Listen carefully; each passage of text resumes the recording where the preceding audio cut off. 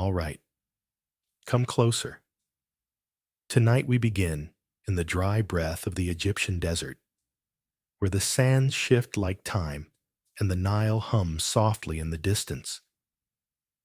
You're standing under a linen canopy, sweat mixing with oils on your skin, the scent of lotus flowers clashing awkwardly with something earthier.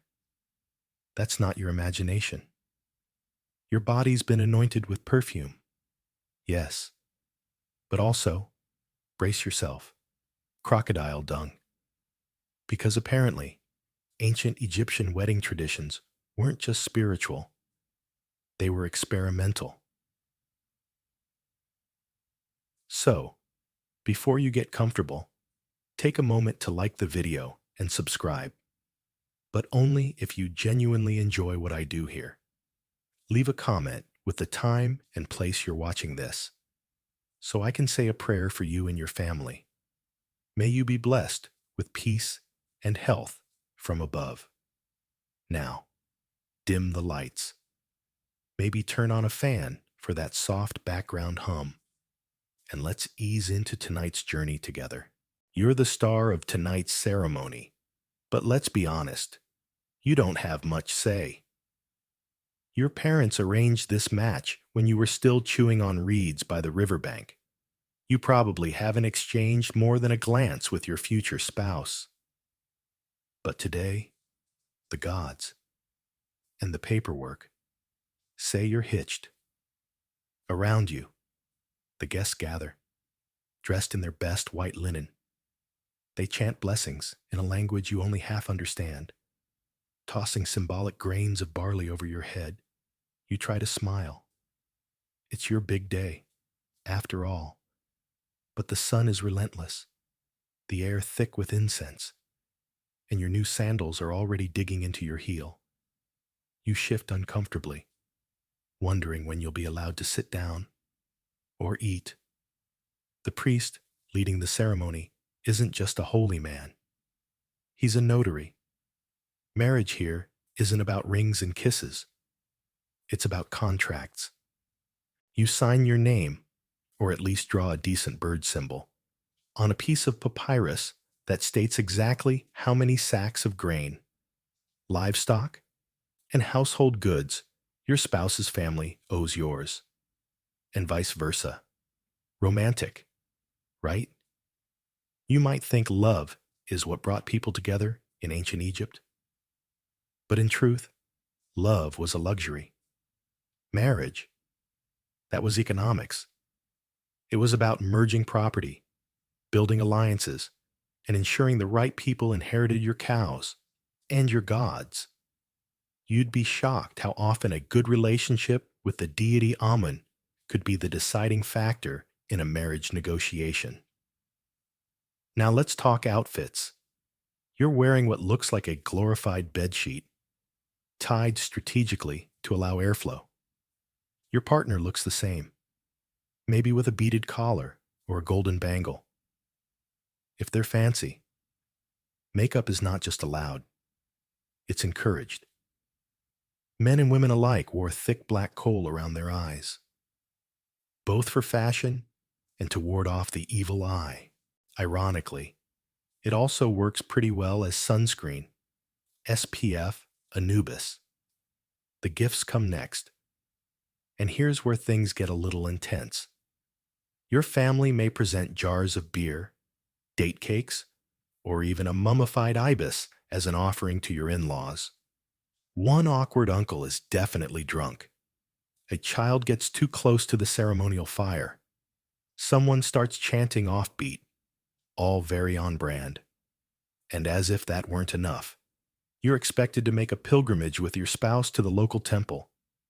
There, you light incense for Hathor, the goddess of love, fertility, and music, asking her to bless your union with children, happiness, and, ideally, not too many scorpions.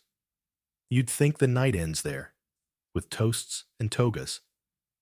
But nope, there's one last ritual, and it involves the consummation bath.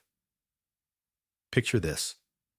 You and your new spouse soaking in oil, lotus petals drifting around you, while a servant hums softly from behind a curtain. The water's warm. The symbolism? Hotter. You emerge glistening, purified, and slightly dizzy. But you're officially married. Here's the kicker. No rings, no vows, no eternal promises. Just paperwork, bathwater, and a whole lot of family expectations. You're not just marrying a person, you're marrying their lineage, their gods, and their personal drama. Congratulations. Now, before we move on, did you notice the crocodile dung? That wasn't just a bad prank. Historians still argue whether it was used primarily as contraception or as a symbolic purification. Either way, it definitely clears a room. So ends your first night as an ancient Egyptian spouse. You're oiled, perfumed, legally bound, slightly sunburned, and still wondering why no one explained the dung part earlier. And this is just the beginning. You wake up the next morning on a woven mat, next to a spouse who may or may not snore like a dying hippopotamus. The sun hasn't even risen, but you're already being nudged by a servant with a bowl of something resembling mashed lentils. Welcome to married life in ancient Egypt. Let's talk about your in-laws, because here's the twist.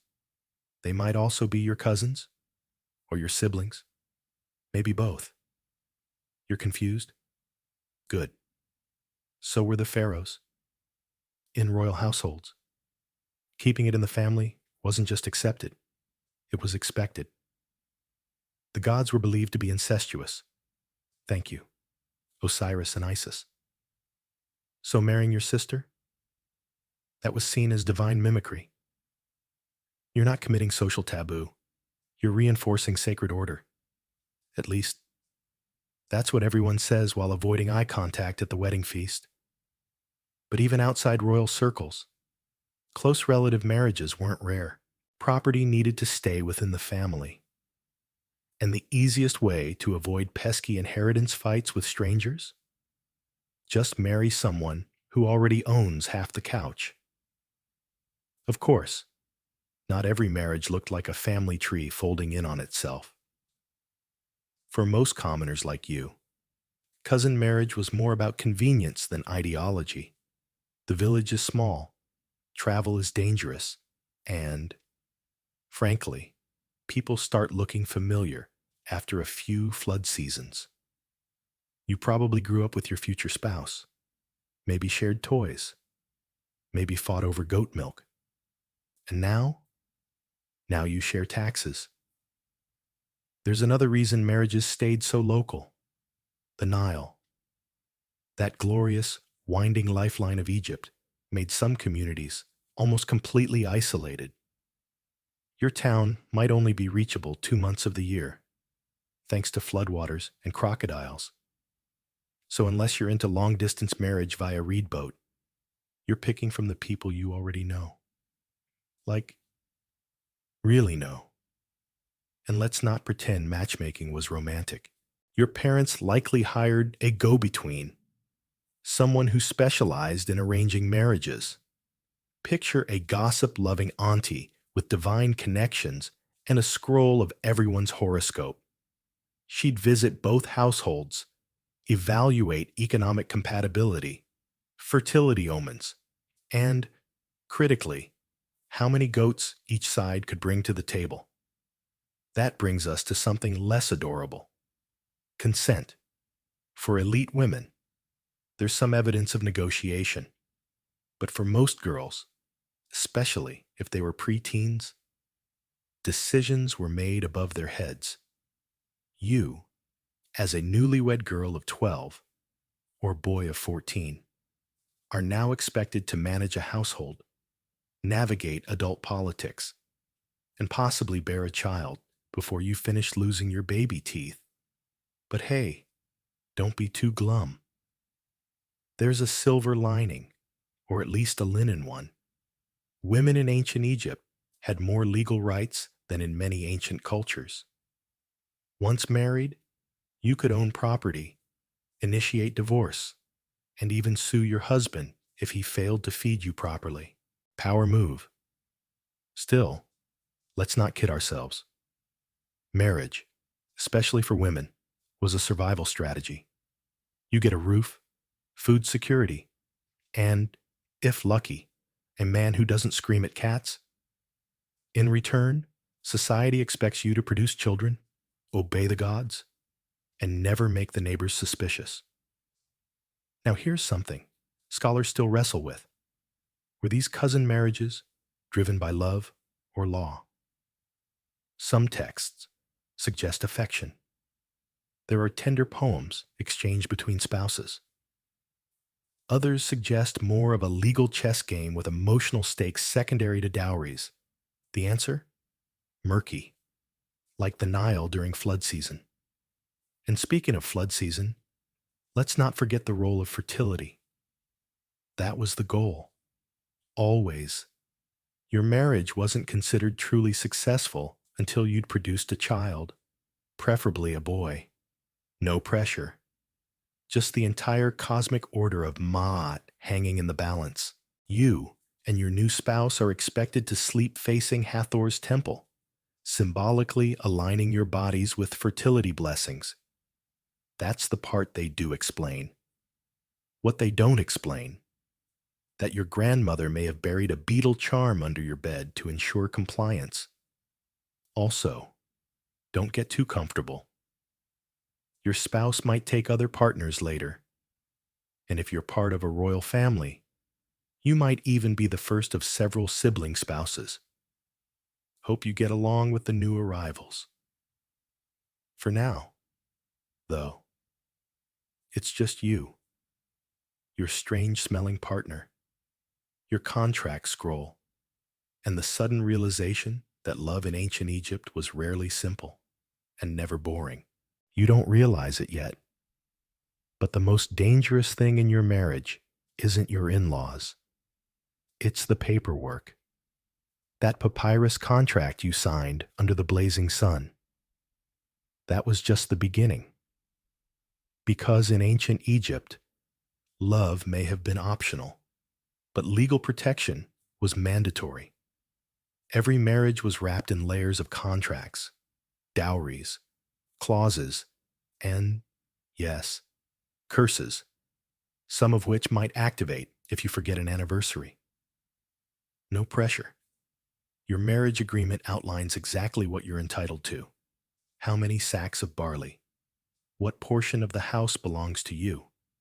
And who gets the goat in the event of a separation? These weren't just idle scribbles. They were legally binding documents, often witnessed by temple scribes and sealed with elaborate spell formulas, just in case the law needed a little help from the gods. And if you're the bride, you bring a dowry. This isn't just ceremonial, it's your lifeline, a portion of your father's estate, transferred into your control. You don't technically give it to your husband, you lend it to the marriage. If he dies or divorces you, the dowry returns to you with interest, ancient prenup power. Now imagine you're the husband, your end of the bargain, feeding your wife, clothing her, and satisfying her emotional and physical needs. Yes, that's in writing. If you fail to do any of the above, she can take you to court. Egyptian law was surprisingly egalitarian. But don't be fooled. The system was built to look fair. Not always be fair, especially if you had no connections. And here's where things get spicy. The curses. In several contracts, especially among the wealthier classes, clauses include divine punishments. Should either party break their vow, commit adultery, steal property, abandon the household, the offending partner could be cursed, not metaphorically, literally. One actual surviving contract threatens the violator with boils, blindness, and being devoured by a crocodile in the next life. She, you can almost hear the scribe smirking while writing it. Modern prenups might involve lawyers. Egyptian ones involved Seth, the god of chaos. That's a whole different energy. These contracts were stored safely, sometimes in the temple, sometimes in a family chest, usually wrapped in cloth and guarded by statues of protective deities. You didn't lose your marriage contract. If you did, and needed to prove your rights, good luck. Papyrus was flammable, brittle, and a favorite snack for bugs. Many a woman's financial security went up in smoke because someone set a candle too close to the storage basket. Also, let's not forget the social currency of having a contract. If someone tried to challenge your marriage, say, a jealous rival or an ambitious cousin, you could wave that contract in their face like a divine receipt. Sorry, the gods approved this union. Take it up with Ra. But there's one problem. Most people couldn't read, especially not the formal language of legal contracts, which were filled with divine invocations, symbols, and euphemisms. You might have no idea what half of it means. Maybe it says you own half the courtyard. Or maybe it says your soul is forfeit if you forget your spouse's birthday. Who knows? Historians still argue whether these contracts were more performative than practical. Were they enforced regularly or just ceremonial, a way to give sacred weight to an otherwise unstable institution? We have evidence of both. Some women fought in court and won. Others were left destitute, their contracts conveniently lost or misread. And if you think this is stressful now, wait until someone dies. Because that contract doesn't die with your spouse. It becomes the basis for inheritance, temple rituals, and your standing in the afterlife. If your husband's brother wants to dispute your claim, or a second wife emerges with her own document, get ready for a legal battle featuring incense, public shouting, and possibly a goat or two as evidence. Of course, not every marriage needed this level of bureaucracy. For rural folk, things were more casual, sometimes just a verbal agreement in front of witnesses, with no scroll at all. But even then, disputes could arise years later, when children demanded their fair share and no one could remember which cousin actually owned the donkey. You begin to see how complicated marriage could become. What began with barley and beetle amulets has now bloomed into a full-on legal minefield, where your happiness depends not just on affection, but on who holds the original copy of a 12-foot-long scroll. And there's no such thing as just tearing it up. That contract, it might be the most sacred thing in your house. And if you disrespect it, you're not just angering your spouse. You're challenging the gods. So keep it safe. Maybe store it next to the cat mummy. Those seem to last forever. Your marriage is now official. The contract is tucked somewhere safe. Hopefully not in the same basket as the pickled onions. And your in-laws have stopped hovering quite so close. But now comes the truly eternal responsibility: feeding your spouse. And no, this isn't just a loving gesture. In ancient Egypt, providing food wasn't symbolic, it was legal. As the husband, if you didn't deliver on this basic duty, your spouse could haul you before a temple court faster than you could say lentil stew. You shuffle through the market at sunrise, arms aching from clay jars filled with wheat and beer. These are not gifts. These are obligations.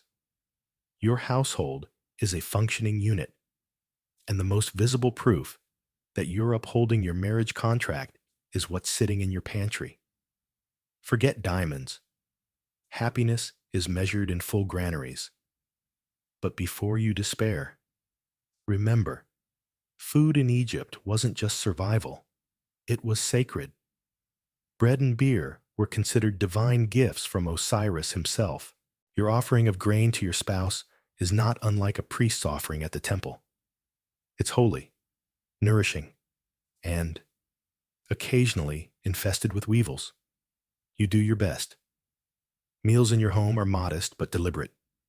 Flatbreads, leeks, lentils, cucumbers, dates, sometimes fish. If the Nile's being generous, everything is seasoned with herbs grown along the rooftop garden. Garlic is a favorite. Your breath is a weapon. Romantic. If you're lucky, your spouse knows how to cook. If you're really lucky, you both do. But food prep is labor-intensive, and baking alone can take hours. There's grinding the grain, kneading the dough, shaping it, letting it rise, and then baking it in clay ovens that feel like sun-powered ovens of doom. No wonder some families had live-in servants or enslaved people for kitchen tasks. Still, many couples worked as a team. You might be pounding herbs while your spouse shapes loaves, side by side in a kitchen filled with smoke, banter, and the occasional angry cat trying to steal a fish. It's oddly cozy until someone spills the beer jug. Again, now, if you're the wife in this scenario, don't think you're off the hook. Feeding the household wasn't just about cooking. It was about managing.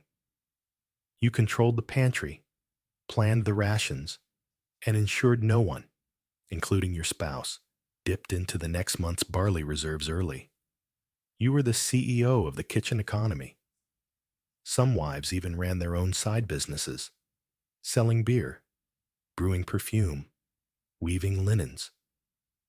These micro-enterprises weren't just tolerated, they were expected in some areas.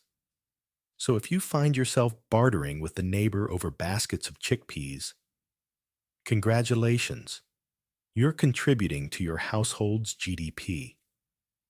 Historians still debate how gendered these roles were. Did women cook while men farmed? Or was it more fluid in poorer homes, where survival trumped social norms? Evidence points both ways. Art often shows women baking and men plowing, but letters and contracts suggest shared duties, especially when kids were involved. Children. You might not have one yet, but people are already asking. Your aunt has probably already gifted you a fertility charm shaped like a frog. The gods are watching. Your neighbors are gossiping, and even your cat seems judgmental, which leads us to another form of feeding, fertility rituals. You're expected to offer food, not just to your spouse, but to the gods. Small cakes shaped like reproductive symbols, offerings left in temples with handwritten pleas for children. If you're struggling to conceive, you may be told to sleep beneath a fertility statue, eat a particular mixture of honey and cow milk, or rub certain oils on your belly while whispering to Hathor, and if all else fails, you visit a priestess who specializes in fertility magic. She chants over your head while swinging a censer and then hands you a satchel of sacred herbs. Does it work? Who knows? But everyone swears by it, even your grandmother. Food also plays a role in social strategy. Hosting dinner? It's not just hospitality, it's influence. Invite the right neighbors, offer a few honey cakes, maybe slip a priest some extra figs, and suddenly your household status improves. Power through pastries. But don't forget, food scarcity was real. A poor harvest meant everyone went hungry, including the gods. You might offer fewer temple donations that year. You might eat fewer temple donations. Desperation could strain even the strongest marriages. So yes, feeding your spouse seems simple, but in ancient Egypt, it was everything. A symbol of devotion, a legal obligation, a survival strategy, a spiritual exchange. And if you forget to restock the garlic, well, there's always a fertility spell for that too. You're finally starting to settle into the rhythm of marriage. Wake up, feed the gods, feed your spouse, dodge passive-aggressive in-laws. Repeat. But then, just as you're adjusting to this new domestic dance, you hear it, a baby's cry. It's not coming from your house, yet. It's the neighbor's third child, barely 2 days old, and already swaddled in linen soaked with herbal oils. You watch the mother walk by, back straight, despite the exhaustion, and you wonder, will that be you next season? Because here's the truth you've probably suspected. Marriage in ancient Egypt started young, very young. Girls were often married around the age of 12 or 13, just as they hit puberty. Boys, slightly older, usually 14 to 16. There's a reason those wedding contracts always mention fertility within the first few lines. You weren't just entering adulthood. You were being thrown into it with a papyrus scroll and a hope that you wouldn't immediately pass out from the heat. And this isn't just myth. Surviving tomb art, household records, and even letters all point to child marriages being the norm, especially in rural areas. If your parents could secure a deal with a slightly wealthier family before the girl even grew a full set of molars, they would, not because they were cruel, but because it meant safety, food, and better odds in life's great cosmic game of survival. Your wedding might be over, but your body, it's still figuring things out. For many young brides, the reality of marriage hit hard, sometimes literally. Their roles as wives and soon-to-be mothers were thrust upon them before their minds could catch up. The expectations were massive. Manage the home, produce children, serve the gods, maintain appearances, and somehow also keep the fire pit from exploding again. Let's be clear, not every young bride gave birth immediately. Some families arranged marriages early, but didn't expect children for a few years. Others, especially among the elites, were far less patient. After all, a child meant an heir, and an heir meant legacy. No time to wait. If you were married into a temple family, there might be even more pressure. The gods were watching. Fertility wasn't just a wish, it was a divine command. And if no children came, people would whisper, maybe you angered Isis. Maybe you stepped on a sacred frog. Maybe your mother-in-law cursed your womb out of jealousy. Or maybe, gasp, your husband was the issue, but no one would say that out loud. Now, let's pause for a slightly weirder historical detail. Egyptian birth control. Yes, it existed. Sort of. Ancient scrolls describe herbal pessaries. Crocodile dung mixtures? Yes, again. And even honey-based pastes inserted using linen cloth. Were they effective? Historians still argue. But the effort alone suggests people were at least trying to slow the fertility train. Of course, accidents, or rather, nature, happened. And when pregnancy occurred, it was both celebrated and feared. Childbirth was one of the most dangerous experiences in an Egyptian woman's life. Midwives were essential. So were amulets. You'd likely wear one shaped like the goddess Taweret, a hippo-bodied deity of protection and birthing. Imagine giving birth, while a friend waved incense and chanted to a divine hippo mom for good luck. If the baby survived, and not all did, it would be immediately wrapped in linen strips, rubbed with oils, and introduced to the household gods. The father's job? Naming the child, recording the birth, and offering thanks to the gods in the form of tiny bread loaves shaped like ducks. Naturally.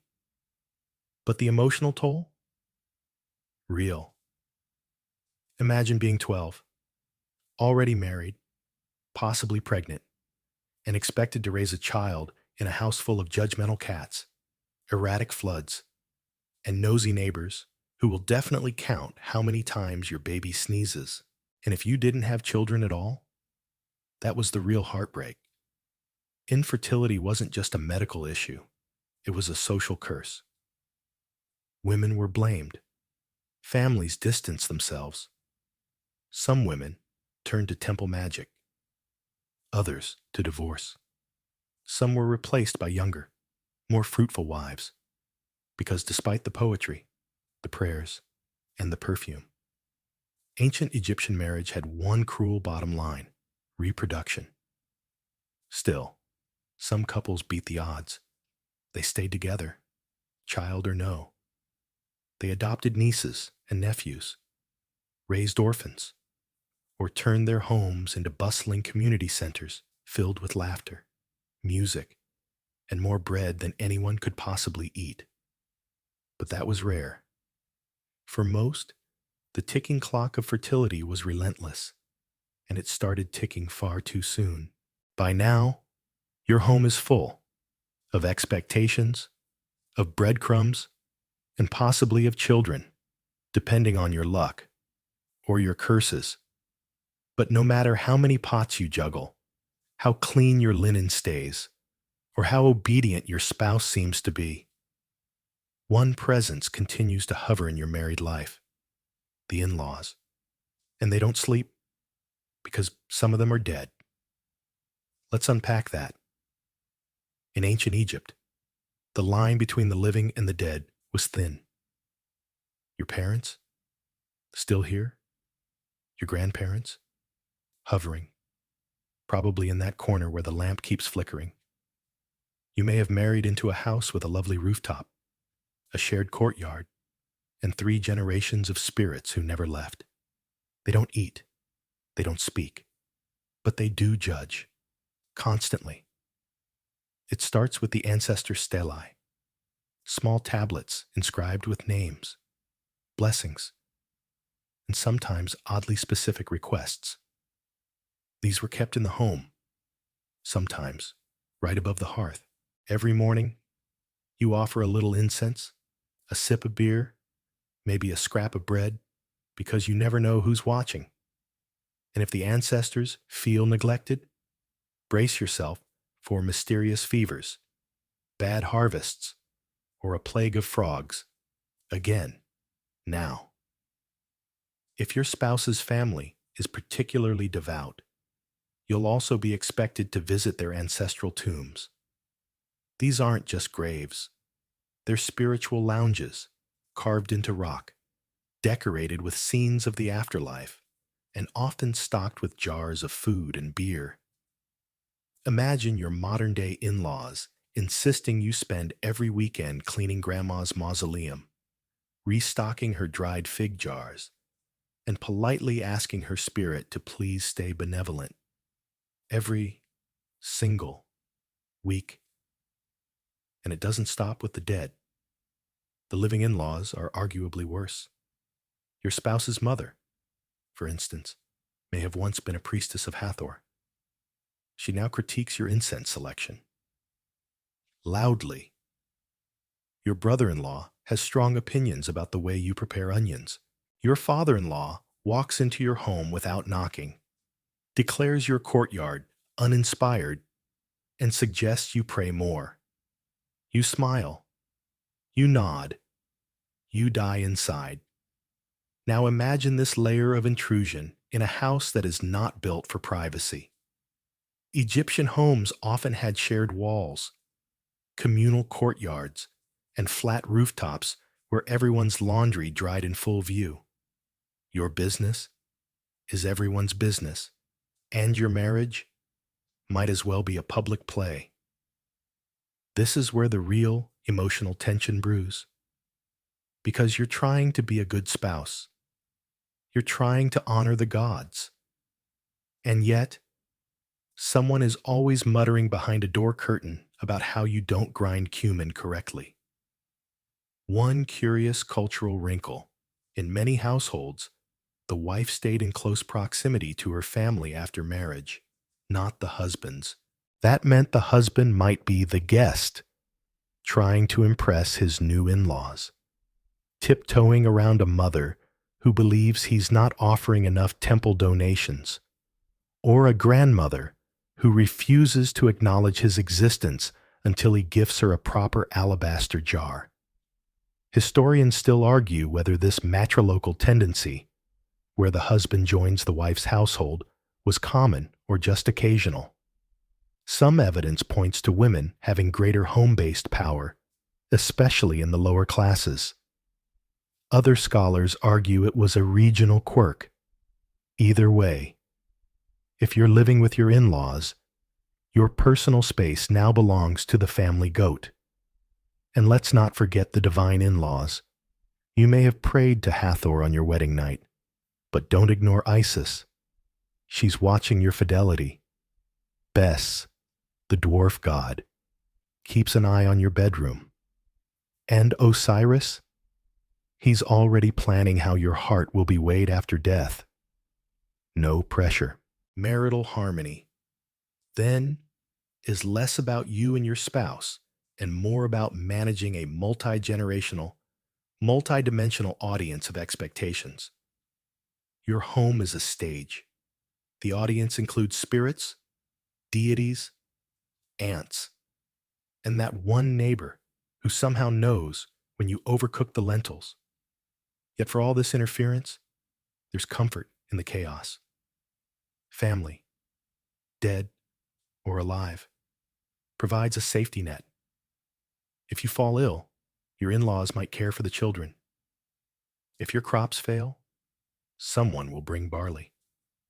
If your spouse strays, at least 5 family members are ready to launch a coordinated guilt campaign within the hour. So you put up with the judgment, the ghostly sighs, the temple obligations, and the unsolicited advice about pigeon seasoning. Because in ancient Egypt, marriage wasn't just between 2 people. It was between 2 legacies, braided tightly together, forever. And if that feels a bit claustrophobic, don't worry. There's always the rooftop, just you, the stars, and a slight breeze carrying the scent of fried onions and holy incense. Peace. Until someone shouts at you to come back down and light the ancestor candle. Again, you're learning to live with the ghosts, the cousins, the passive-aggressive offerings. You've memorized your ancestors' names, and you no longer flinch when a family member asks, "Have you conceived yet?" But just when you think things might stabilize, surprise, your spouse has a second wife. Not necessarily today, maybe not even tomorrow. But in ancient Egypt, polygamy wasn't illegal. It was situational. Among the elite, especially priests and nobles, taking multiple wives or concubines was a power move. Each marriage was a strategic alliance, another family drawn into your orbit, another set of inheritance puzzles for future scribes to weep over. You, dear listener, are now part of a household where the emotional bandwidth is thin, but the drama is thick. Let's say the second wife shows up. She's young. She's smart. And worst of all, she brought her own dowry, which means she's legally tied to this household now. You greet her with a strained smile while she unrolls her bedding and casually places a statue of Hathor beside yours. 2 fertility idols. 1 tiny kitchen. You don't fight? Not openly. That would be unseemly. Instead, the competition is passive, poetic, and possibly hieroglyphic. One day, your name appears on a storage jar, mistress of the house. The next day, her name appears on the wine jug. Coincidence? You think not. Ancient Egyptian women, whether first wife, second wife, or concubine, knew how to play the long game. They carved their presence into walls, onto furniture, into the very contracts of the home. Scholars have found entire household inscriptions where multiple wives are named, each given a title, a set of responsibilities, and, if lucky, a room with a window. But titles don't protect you from rivalry. Arguments break out over bread portions, over who gets to light incense at the family altar, over which wife's amulet really cured that toddler's fever. You suspect the second wife hid your fertility charm. She suspects you watered down her beer. The servant pretends not to notice. Now, what about the children? If both wives have sons, the question of inheritance becomes a battlefield. The law might say that all children are legitimate, but social standing shifts like desert sand. A child from the first wife might get the house. A child from the second might get the goats, or vice versa, depending on who the husband likes more that week, or which child brings better offerings to the ancestral stele. Historians still argue how common polygamy really was. Most evidence suggests it was rare among commoners, who barely had enough barley to feed one family, let alone two.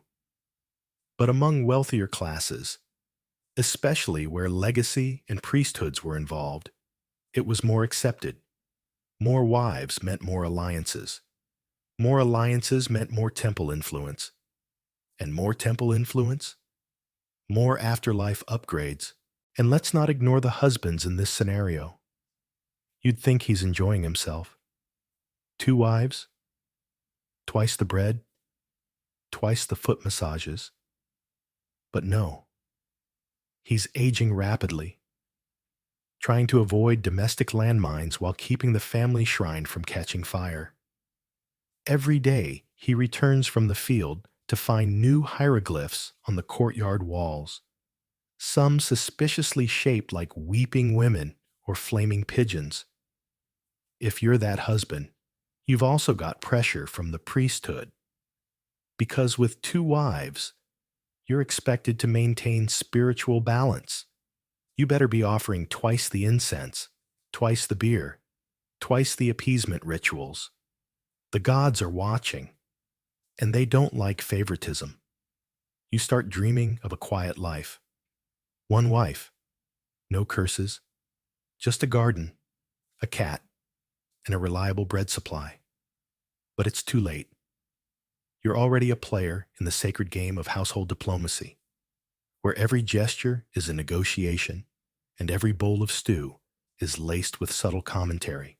And don't even think about adding a 3rd wife, unless you enjoy divine plagues and eyebrow-level judgment from every goddess in the pantheon. So you make do. You manage your household like a pharaoh manages a city, carefully, diplomatically, and with at least 3 protective amulets on your person at all times. Because in ancient Egypt, marriage was never a duet. It was a full-blown chorus. Wives, gods, ancestors, scribes, and every voice demanded harmony. Even when all you wanted was some quiet bread and a nap, just when you thought your household drama had reached peak intensity. Hieroglyphic shade, bread-based betrayals, and deity appeasement rituals, you discover something even more volatile. The gods are jealous, not of you, specifically, but of each other, of your spouse, of your fertility, of your incense budget. Ancient Egyptian religion wasn't a calm, orderly thing. It was a swirling, divine soap opera. And your marriage? Right in the middle of it. It starts innocently enough. You make an offering to Hathor, goddess of love and music. She's the romantic one, sensual, generous, always depicted in temple art with sistrums and wine jars. You light some myrrh, leave out 2 honey cakes, maybe hum a melody in her honor. All good. Until a priest from the Isis cult stops by and raises an eyebrow. Only Hathor? He asks. No offerings for the true goddess of wifehood and protection? You panic. You dig into your storage basket for extra incense. You scribble a prayer to Isis and leave it by the window. Crisis averted. Maybe. But then your spouse insists on honoring Sekhmet, the lion-headed goddess of war. For strength, they say. But now there are 3 deities vying for attention, and your humble household altar is beginning to resemble a crowded marketplace of divine egos. And here's the terrifying part. The gods didn't just bless marriages. They meddled in them. Mythology is full of examples. Hathor falls in and out of favor. Isis resurrects her dead husband Osiris, just long enough to conceive a child. Even Nut and Geb, the sky and earth, are punished for loving each other too much. The lesson? Love is powerful and dangerous. So when you ask the gods for help, fertility, harmony, forgiveness, you're not just praying. You're entering negotiations. And if you don't phrase things carefully, you might accidentally insult the wrong god or invite a divine curse into your living room. Again, which brings us to fertility statues. They're everywhere. Tiny hippos, toweret, dwarf-like protectors, bees, and even strangely phallic carvings tucked into corners of the home. Some are mass-produced. Others are carved with personal inscriptions like, "May she bear fruit like the date palm." You place them near the bed, near the kitchen, even in your grain jars, just in case. Then come the rituals. Let's say you and your spouse are struggling to conceive. The local priestess recommends a ritual under the new moon. You're to burn a lock of your spouse's hair, whisper their name while standing ankle-deep in Nile water, and swallow a tiny clay pellet inscribed with symbols of fertility. Will it work? Unclear. But it will definitely make your neighbors stare. Some couples took it even further. Love spells, inscribed on pottery shards, called on the gods to bind one partner's heart to another. "Make her mind burn for me," reads one surviving example.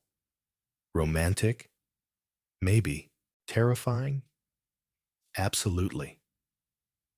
These spells weren't always harmless. Some included threats. "May his feet blister if he leaves me," says another. You realize that Egyptian relationships sometimes blurred the line between affection and obsession, between protection and control. And the gods? They tolerated both.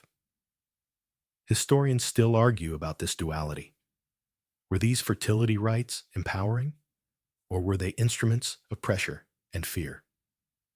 On one hand, they gave couples tools to fight infertility in a world without medicine. On the other, they reinforced the idea that failure to conceive was unnatural, even sinful. The emotional stakes were enormous.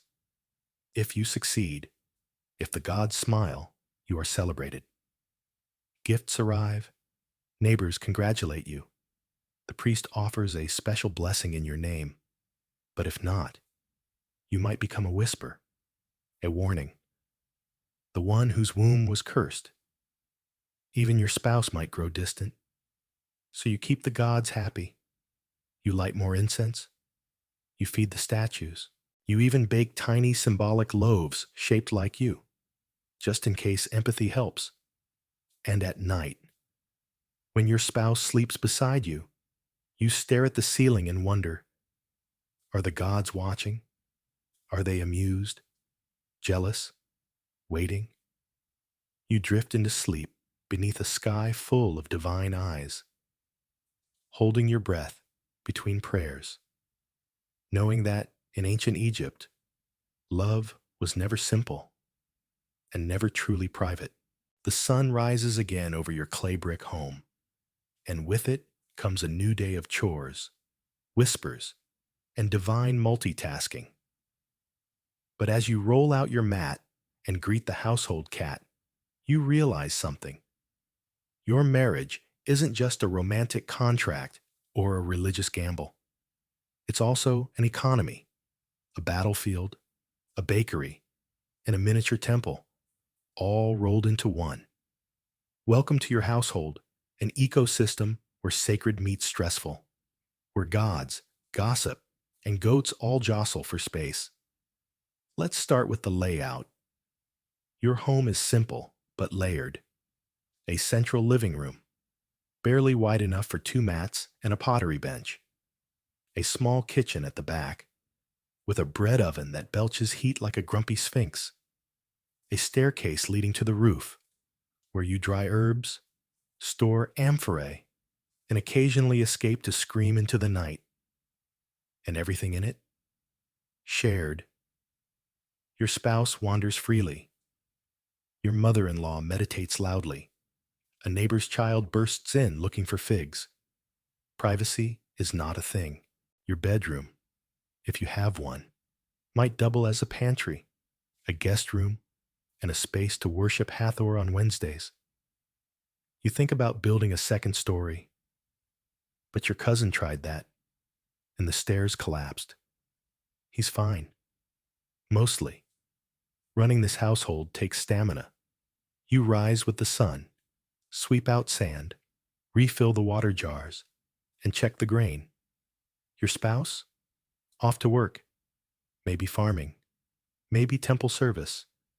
Maybe hauling limestone if it's building season. You're left juggling vendors, animals, and the 3-legged dog that somehow adopted you. And the smells. Oh, the smells. Roasting garlic, wet linen, incense smoke, goat breath, crushed lotus petals. Sometimes, all at once. Your nose adjusts or gives up. Meals are communal.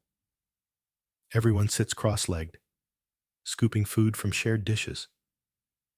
You might chat, chant a small prayer, or just listen to your aunt complain about beetles in the flour again. It's messy, noisy, and oddly comforting. Until someone knocks over the beer jug again. And your house? It's not just a home. It's also a temple fragment. Each day, you offer food or flame to your household gods. You whisper to Taweret before cooking. You nod toward Bes before bathing. You're a priest in pajamas. But harmony? Fragile. Disagreements start small. Whose turn to fetch water? Why are the onions sprouting mold again? But they escalate quickly. A broken amphora, a misunderstood prayer, a visiting in-law who just wants to help rearrange your shrine. Tempers flare. You throw a broom. The gods are probably giggling, yet through it all, you and your spouse function. Sometimes even thrive. You laugh over burnt bread. You murmur apologies in the quiet night. You share moments under the moon, both staring up, wondering if the stars ever look down and think. They're trying. Bless them. Still, there are rules, unwritten, but firm. Don't insult each other in front of the cat. Don't skip offerings 3 days in a row. Don't use the last of the fig wine without asking. And absolutely do not rearrange the protective amulets unless you want a week of bad dreams. Historians still argue how much autonomy couples had in their homes. Were decisions mutual? Did one partner dominate? Letters and legal records show both dynamics. Some wives ruled the household with iron breadsticks. Others deferred entirely to their husbands or mothers-in-law. But one thing's clear: the home was power. Who managed it? Who kept it blessed? Who controlled the grain and the gossip? That person held sway, regardless of gender or legal title. And so, you tend your space. You sweep and pray, cook and chant, fix leaks and light incense. You maintain the illusion that, somehow, amid crocodile curses, divine jealousy, and passive-aggressive uncles, your home is sacred. It's exhausting, but also beautiful, because in ancient Egypt, the home was more than shelter. It was the beating heart of survival. And marriage, that was the blood that kept it alive, pulsing, messy, divine. Now, go chase the goat.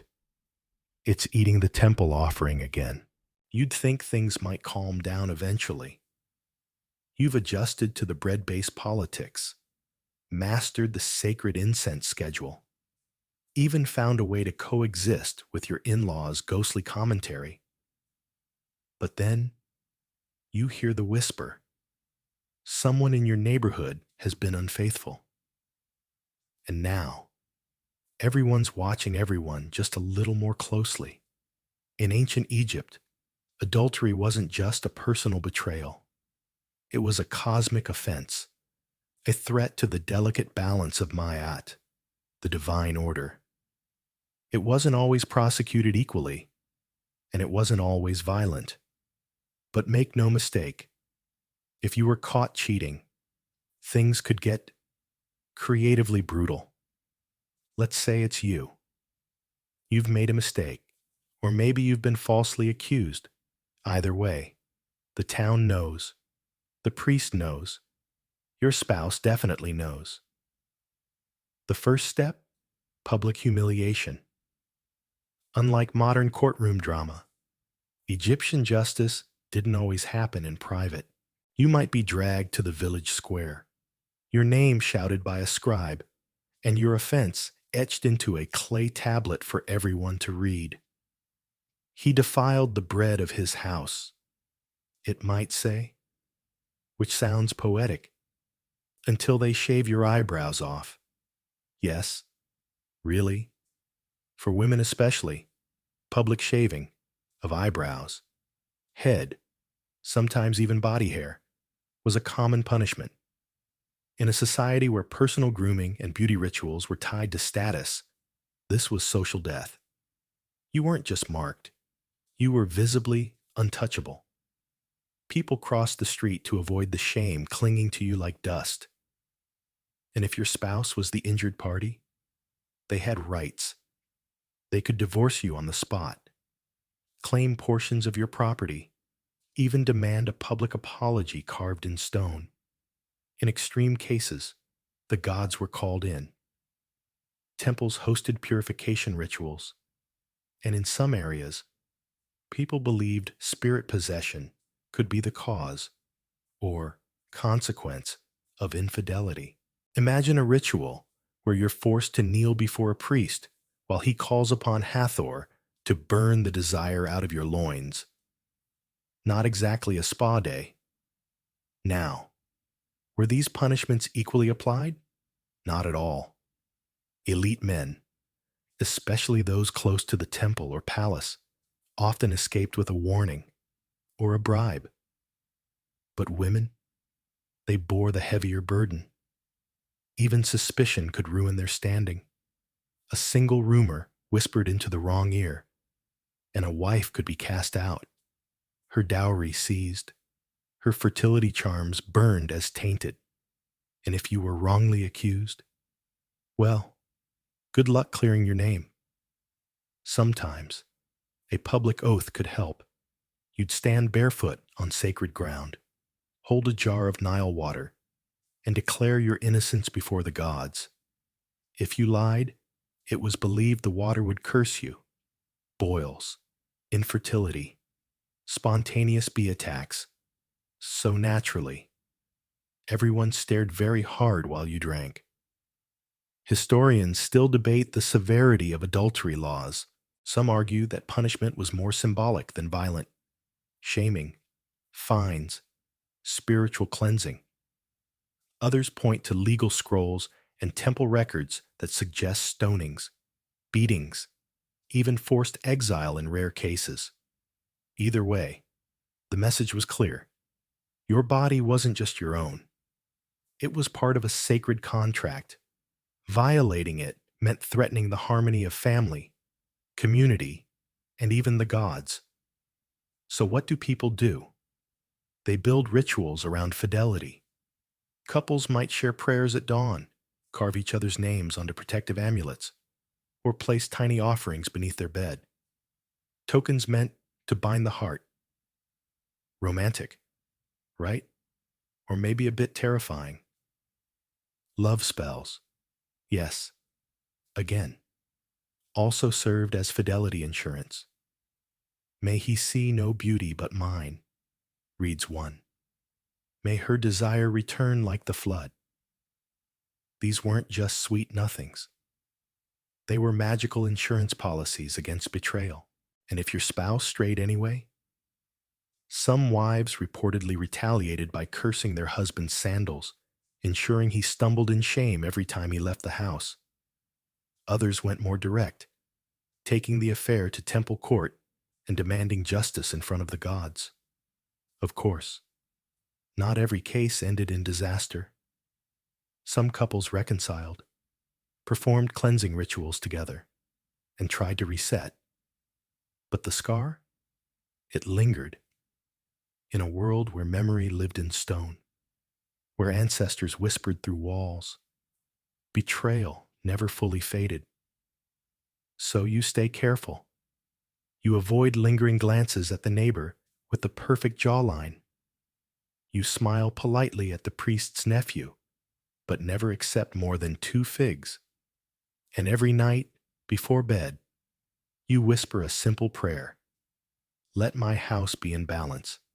Let my heart remain true. Let no one shave my eyebrows ever again. You think the hardest part is over. You've survived eyebrow threats, ghostly in-laws, and 2 wives arguing about who gets the last jar of honeyed dates. But now comes the real challenge: divorce. Yes, it existed. And yes, it was shockingly easy. In ancient Egypt, unlike many other ancient societies, marriage wasn't forever by law. If things weren't working out, if your spouse was lazy, unfaithful, sterile, annoying, overly pious, or just had terrible incense choices, you could end it. Legally, without needing to sacrifice goats or climb Mount Sinai barefoot.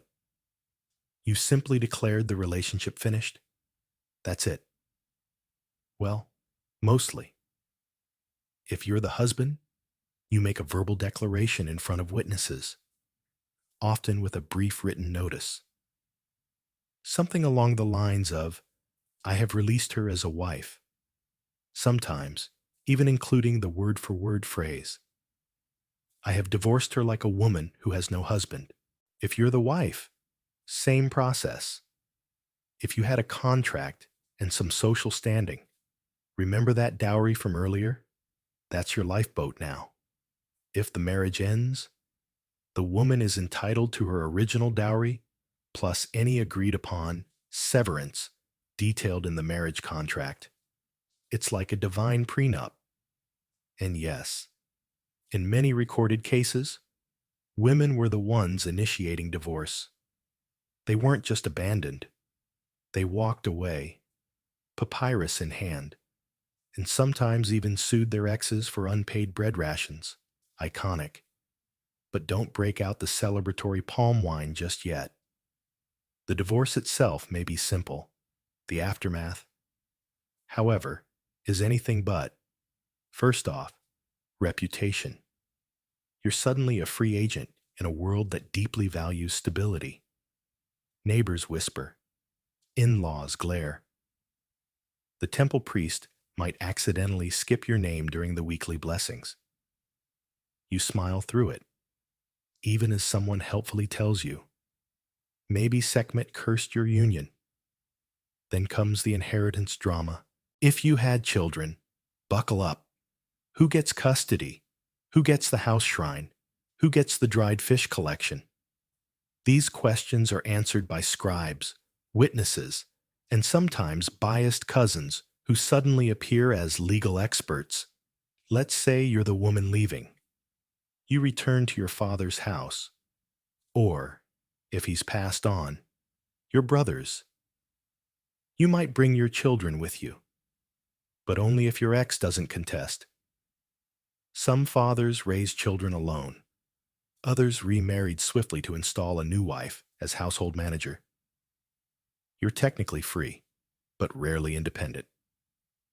If you're a man, you might have to pay out significant resources: grain, cattle, beer, whatever was owed in the marriage contract. And if you don't, your ex could drag you to temple court and recite every broken clause in rhythmic, divine-pleasing poetry. It's legal karaoke with consequences. There are documented cases of revenge spells, too. One shard from Deir el Medina features a curse placed by a woman against her ex-husband, calling upon the god Set to scatter his house like sand and wind and make his bread taste of ash. Brutal, poetic, highly specific. Still, not every separation was war. Some divorces were peaceful. A joint declaration, offerings made together, even continued cohabitation in the same house but in separate quarters. In some situations, ex-spouses remarried each other after a few years. Perhaps after the crocodile dung curse wore off, or after realizing no one else could make lentils just right. Historians still argue whether divorce was more accessible to women in Egypt than anywhere else in the ancient world. Some say yes.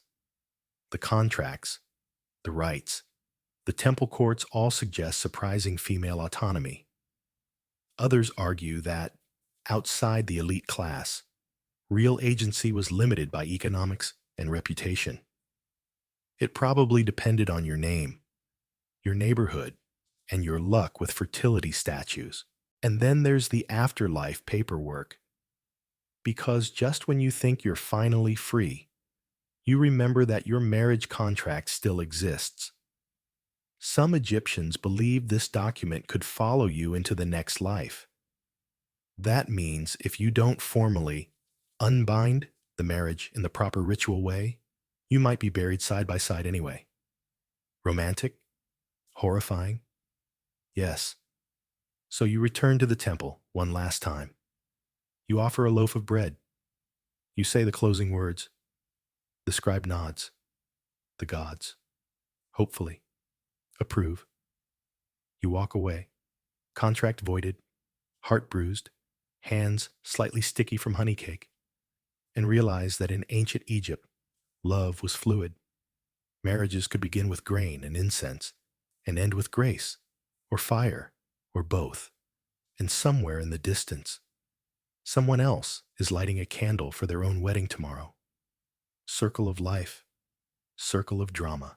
So, the ink has dried on your divorce scroll. You've cried a little, laughed a little, maybe hexed your ex's bread oven for good measure. But just as you begin to feel a strange, grainy kind of freedom, another twist awaits: widowhood.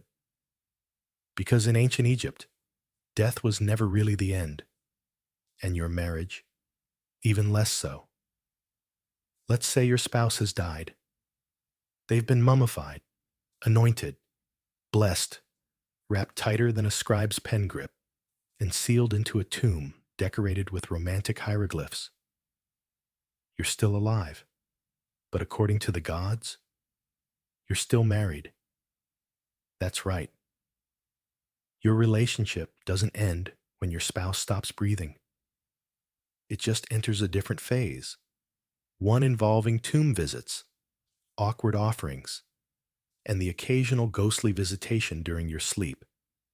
You now bear the title Remainer, a widow or widower responsible for maintaining your partner's afterlife happiness. This means making weekly offerings at their tomb, reading their name aloud so their soul doesn't dissolve into oblivion, and ensuring their household shrine doesn't collect dust or irony. You might even commission a funerary figurine of them, posed mid-stride with a basket, forever walking toward the field of reeds. Beautiful, haunting, a constant reminder that your spouse is still technically watching. If you're a woman, things get trickier. In theory, you now have the right to remarry. You're not spoiled goods or socially exiled, but in practice, everyone's watching. They want to see how fast you move on. If it's too soon, you're whispered about. If you wait too long, you're pitied and possibly haunted. Enter the ghost husband problem. You see, in ancient Egyptian belief, a restless soul, especially one who feels forgotten, could return to the world of the living. They might appear in dreams, or they might leave subtle signs: cracked pottery, missing bread, cold breezes through sealed doors. People took these signs very seriously. If your late spouse shows up in your dream and says, "Why didn't you bring me dates last week?" That's not poetic grief. That's a summons. You are expected to respond with real-world action, offerings, chants, maybe even a written petition placed at a temple. There are surviving texts where widows write directly to their dead husbands. "Please stop bothering me in my dreams. I have done all the rituals. I lit the incense. Leave me alone." A surprisingly relatable sentiment across millennia. Now, let's say you're ready to remarry. There are rules. You may need to return to your former spouse's tomb and formally release their spirit. This might involve symbolic gestures, pouring water, reciting their name, even placing a small statue of the new spouse alongside theirs, like a celestial awkward introduction. "Hey, Osiris, meet Khonsu. He'll be taking over Tuesday dinner." Still, not every ghost is grumpy. Some are benevolent, even helpful. If you honor them properly, your late spouse may send you dreams with advice, blessings, or warnings about your new in-laws. But you'd better keep up those offerings. Some people, especially wealthier families, would establish a K servant, someone paid specifically to maintain the tomb's offerings long after you're gone. Think of it as an eternal catering service for the afterlife. If you couldn't afford that, well, guess who had to do it? You.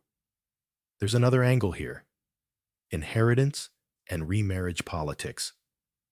If you remarry, what happens to your former household's property? What about your children's inheritance? Temple law offered guidelines, but real life was messier. You might remarry into a new household, but keep your first spouse's shrine in the corner, just in case. Imagine decorating your new living room with your ex's funerary statue. Romantic? No. Expected? Very. Historians still debate how spiritually binding remarriage rituals were. Some argue that love was meant to continue into the next life, no matter how many weddings you had. Others say people were more practical, accepting that life moves on. But the dead still need bread. Emotionally, it's complicated. You love your late spouse. Or maybe you didn't. Maybe you're relieved. But grief in ancient Egypt wasn't about feelings. It was about duty, rituals, timelines, appearances. Your tears needed to fall at the right time, in the right place, or people would whisper, "She's cursed." So you go through the motions. You light the incense. You whisper their name. You nod at the stars and hope your next marriage is less haunted, because here, in the land of the lotus and the embalming hook, love lasts longer than flesh. It lingers in papyrus scrolls, in dream visitations, in awkward shrine shelf arrangements, and in your heart, where it beats like the Nile, slow, sacred, and occasionally inconvenient. You've lit the incense. You've whispered to the dead. You've made peace with your current spouse, your former spouse, and the suspiciously loud goose who lives on your rooftop. But now you find something strange tucked inside a clay jar. A poem. Not just any poem. A love poem. And suddenly, everything shifts. Because while ancient Egyptian marriage was tangled with law, family, gods, and paperwork, beneath all that, there was still feeling. And sometimes, that feeling spilled out in ways no contract or curse could contain. You read the poem again. It's short, 4 lines. Ink fading. It says something like, "She passes, and my heart follows. Her scent is richer than lotus. My bread is stale without her smile. My knees melt like butter in the sun. You're not sure if it's sweet or hungry, but it's definitely passionate." And here's the surprise. The Egyptians were romantics. Not in the modern, roses and texts kind of way, but in quiet, intimate, deeply lyrical expressions. Their love poetry is some of the oldest on record, carved into tomb walls, inked on papyrus, even sung during festivals. The poems often blur gender roles. Some are written in a woman's voice, others in a man's. They talk about longing, flirtation, the joy of brushing fingertips near the Nile. One favorite line from an ancient text: "I would be her laundryman, just to touch her linen, respectfully thirsty." But here's where it gets weirdly intense. Not all these love poems were just feelings. They were also spells. Some Egyptians believed that words had magical resonance. Say the right poem enough times, and it could bind a heart, or heal a rift, or drive a rival into romantic despair. Imagine trying to say, "I love you," while also casually hexing your ex's garden. Multitasking. Pharaonic style. You begin to notice that these love poems are often tucked into unusual places, sewn into the hem of linen, wrapped around fertility idols, inscribed on cheap pottery shards, and tossed discreetly behind furniture. It's emotional contraband. Love, with a trace of spellcraft. Historians still debate whether the average Egyptian really believed in heart-binding spells, or whether they were just emotional release, ancient emo lyrics. Some say the spells were purely symbolic. Others note how seriously temple authorities treated unauthorized love magic, especially when combined with religious names or secret herbs. One papyrus includes a recipe for a crush powder to sprinkle near your beloved's sandals. That's commitment. And the overlap between love and control is blurry. Some poems sound sweet. "May your eyes never seek another." Others, "Not so much. May your dreams be empty unless they hold me." It's part yearning, part yandere, all wrapped in lotus-scented ink. Still, not every poem was manipulative. Many were honest, warm, and shockingly modern. Couples praised each other's laughter, hair, cooking, even their ability to carry water jars without spilling. Some spouses even exchanged poems regularly, like love letters. You might find one tucked in your sandal one morning, or under your bread bowl.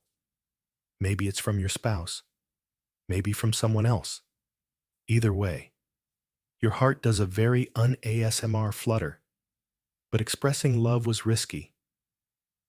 In a society built on order, harmony, and lineage, passion could be dangerous. A poorly timed poem might imply an affair, or draw the suspicion of a jealous rival, or be interpreted as magic without a license. You don't want the priesthood showing up at your door just because you quoted something a bit too spicy about someone's anklets. So lovers learn to be discreet, to hide affection in double meanings. Symbolic flowers, carved, fish-shaped amulets. You don't say, "I love you."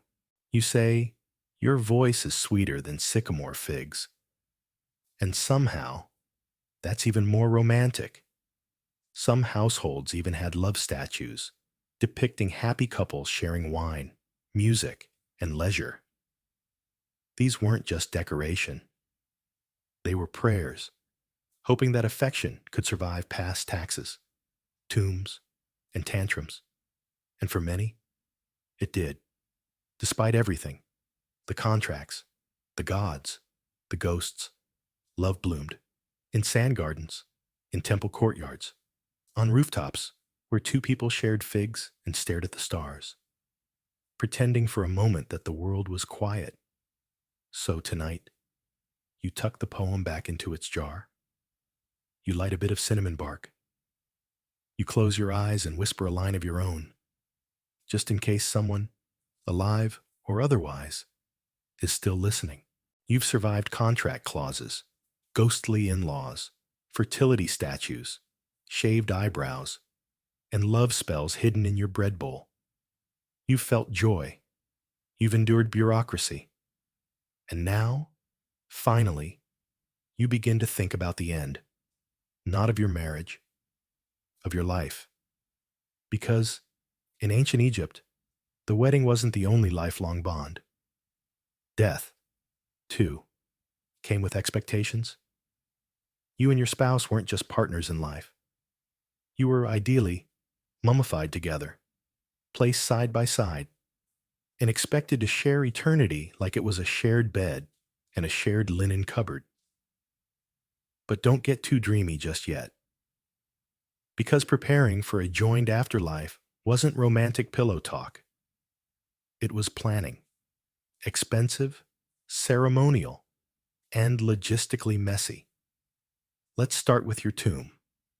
If you're wealthy or lucky, you and your spouse are placed in a double burial chamber, facing east toward the rising sun. A beautiful alignment, unless, of course, your spouse dies before you and their family forgets to reserve your side. Then you're stuck with the distant cousin crypt 3 hills away, and nobody wants that commute. If you're poorer, you might be buried in a communal shaft grave, with layers of ancestors stacked like amphorae, still together, but closer than you'd prefer. And the smell? Eternal. Now let's talk mummification. It's not just for royalty. Even middle-class Egyptians aspired to it. And if you were married, the goal was clear. Be mummified at the same level. Equal embalming. Equal linen wrap count. Equal natron soaking time. It was a matter of love and symmetry. There are surviving documents where spouses fight over burial details. One widow insisted her husband be given cheaper funerary oil because he never honored the incense properly. Another demanded her own separate statue be placed in the tomb. So the gods know I carried this marriage. Romance. Still, in most ideal cases, couples were placed together, surrounded by painted scenes, music, food, flowers, and fields. All the good stuff from life, recreated for the next phase. If you lived in harmony, you could be rewarded with eternal harmony. And if not, well, your statue would probably still smile. But the journey to the afterlife wasn't guaranteed. You had to pass the weighing of the heart. Your heart weighed against the feather of Ma'at. If it's heavier, stuffed with guilt, lies, unwashed dishes, you're devoured by Amit, the crocodile lion hippo demon. If you pass, you move on to the field of reeds, a perfect version of your earthly life. Endless food, fresh water, soft breezes, and if all goes well, your spouse is already there, waiting with wine and a full bread basket. But there's a catch.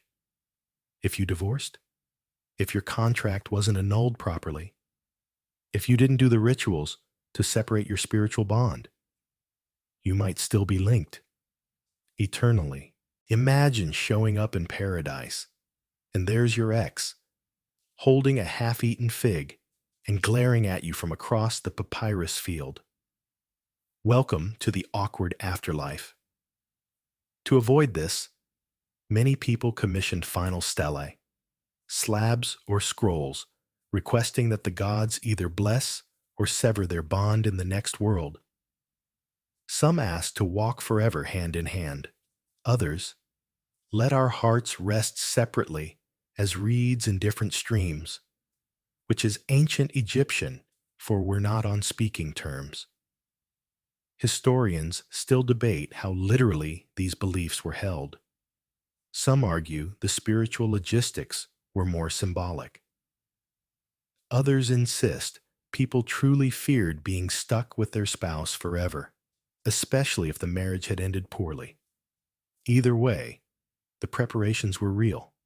Rituals, prayers, offerings, and plenty of linen. Fun fact, spouses were sometimes buried with letters, real ones, final messages meant to guide, soothe, or even chastise their partner in the afterlife. One surviving note reads, "You left too soon. I still blame your cousin for the illness. Tell the gods I lit the incense anyway." Another simply says, "Don't forget the garlic."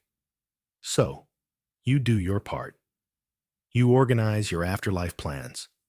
You commission matching statues, perhaps with hands touching or back to back, depending on the current mood. You make sure your heart is light. You hope your spouse's is too. And maybe, just maybe, you'll end up in the same celestial courtyard, watching the sun rise over lotus fields together. Or not. There's always the solo tomb with the cat, because in ancient Egypt, even death was a relationship status. The house is quiet now. You've lived through decades of barley deliveries, in-law inspections, fertility rituals, legal entanglements, temple gossip, ghostly interruptions, and love poems tucked under linen. You've outlasted neighbors, rivals, perhaps even a second spouse or two. Your bones ache like sun-baked limestone. Your amulets are worn smooth. And yet, you're still here, still bound to the rhythms of ancient Egyptian marriage, through storms, through seasons, through the slow crumbling of household walls and memories. And now, you're preparing to rest. But there's still one more ritual to tend to. Not for the gods, not even for your spouse. This final act is for your legacy, for what lingers after your dust. You sit quietly with a young scribe, someone your niece recommended. They're patient, respectful. They ask gently, "What would you like recorded on your tomb?" You pause. There's the usual things. Of course, your name, your lineage, your devotion to the gods. But what about your marriage? The scrolls never asked how it felt to live beside someone for a lifetime, to share a courtyard, a fire, a roof during flood season, to raise children or bury them, to forgive and be forgiven, to grieve and keep walking. You dictate something simple. We baked bread together. We lit incense together. May we walk together still? The scribe smiles. Beautiful. You don't ask if they mean it. It's enough that someone heard it. Meanwhile, the household prepares for mourning. Your oldest daughter polishes the household shrine. Someone replaces the lotus in the water jar. Your spouse, or what remains of them, is waiting in the tomb, probably still arguing with the spirit of your aunt about the correct orientation of the afterlife headrest. You feel peaceful. Maybe it wasn't perfect. Maybe there were arguments, silent treatments, curses, disappointments. But there was also laughter, oil lamps flickering at dusk, quiet conversations under stars, moments where the noise of the gods faded, and all that remained was the simple miracle of companionship. So you close your eyes, and you rest, wrapped in linen, surrounded by stories, guided by incense and memory. Because in the end, ancient Egyptian marriage was never really about perfection. It was about endurance. It was about ritual. It was about building something, layer by layer, loaf by loaf, prayer by prayer, that could outlive sandstorms and tomb robbers, and even time itself. And perhaps that's love. You're still here, listener. The sand has settled. The candles are low. You've wandered through a life that wasn't yours, and yet, in strange little ways, it was. You've walked barefoot through a household of stone and straw, felt the weight of contracts and the heat of jealousy, the silence of loss and the hum of rituals. But now, your role in this story is done. The Nile has quieted. The courtyard cat has curled by the fire. Even the gods, demanding, divine, and loud, have retreated to their shrines. There's only soft breath now, linen rustling, memories fading like smoke in cool evening air. Let go of the scrolls, the statues, the obligations. There's nothing more to carry. You've lit the incense. You've whispered the names. You've done your part. So breathe deep. Let your limbs soften. Let your thoughts dissolve like mist across the desert. And if your mind drifts back, just for a moment, to a kitchen filled with garlic and laughter, or a rooftop lit by stars and silence, let it. That, too, was part of the journey. You are safe. You are still. You are deeply, deeply home.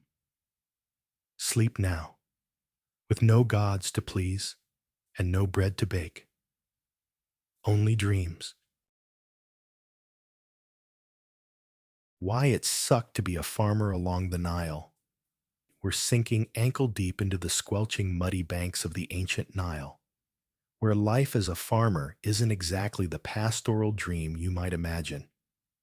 Picture this. The air hums with mosquitoes. The sun's already plotting to roast you alive, and the river's murky water laps at your toes, hiding gods know what beneath the surface. You're not just growing crops here. You're wrestling with nature itself. And spoiler alert, you probably won't survive this without a few scars. You wake before dawn. The air still cool, but already thick with the promise of heat. Your feet hit the dirt floor of your mud brick hut, and you're out the door, trudging toward the Nile's edge.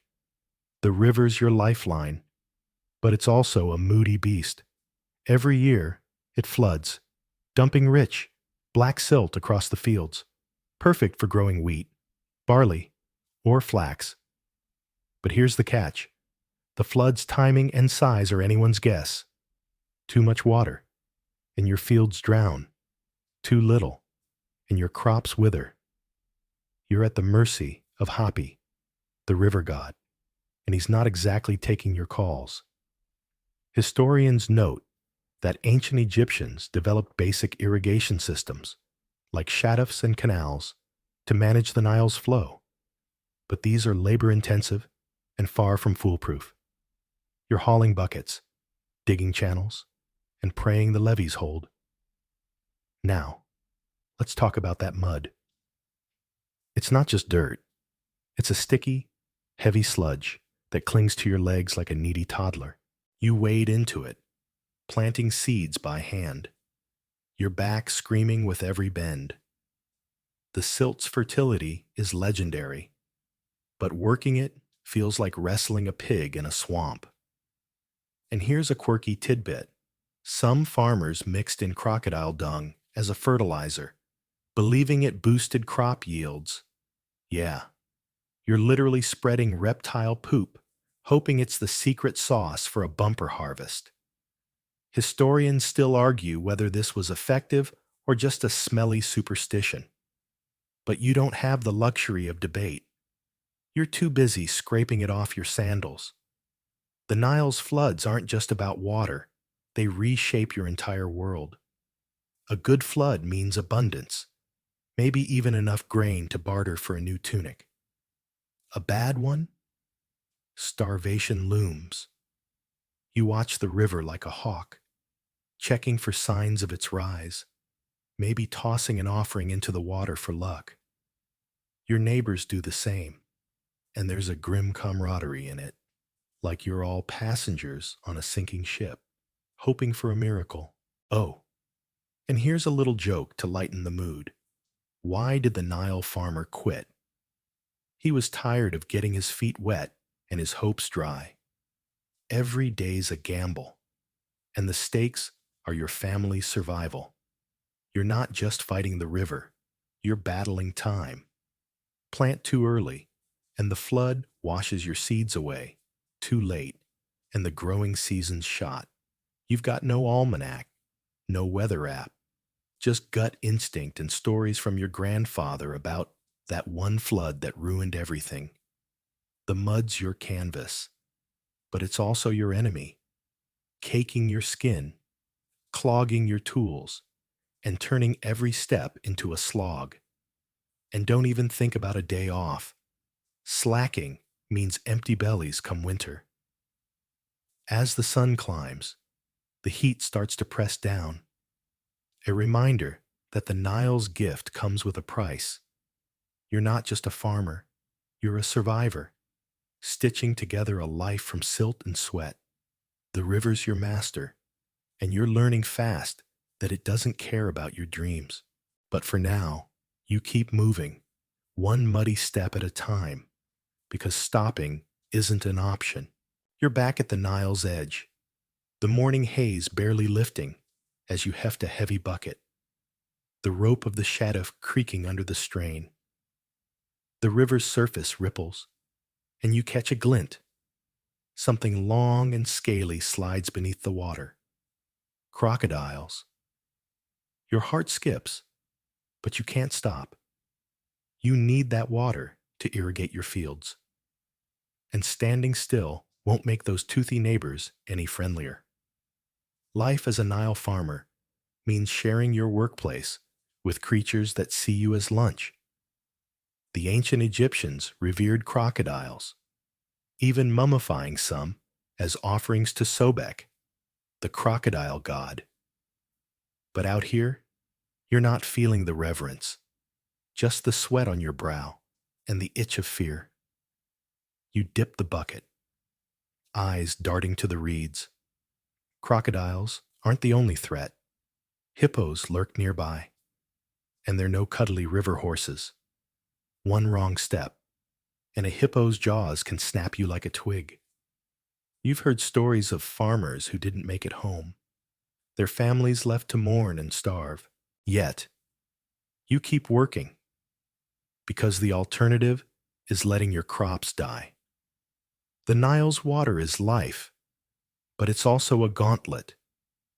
You've learned to move quietly, avoiding splashes, and you've got a stick handy. Not that it'll do much against a croc's armored hide. Here's a quirky tidbit. Some farmers wore amulets shaped like crocodiles, believing they'd ward off attacks.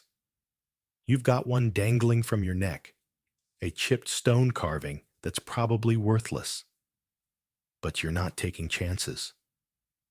Historians still argue whether these charms were purely symbolic or if locals believed they held real magic.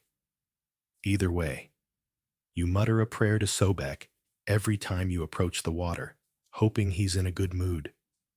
The Shaduf's rhythm, dip, lift, pour, is hypnotic, but it's backbreaking. Your shoulders ache, and the sun's climbing, turning the air into a furnace. You're not just fighting reptiles, you're battling the river's quirks. The current shifts, tugging at your bucket. And sometimes the water's too silty to use, clogging your carefully dug channels. You've got to time your work around the Nile's moods. And it's about as predictable as a toddler with a stick. Joke time. Why don't Nile farmers play chess?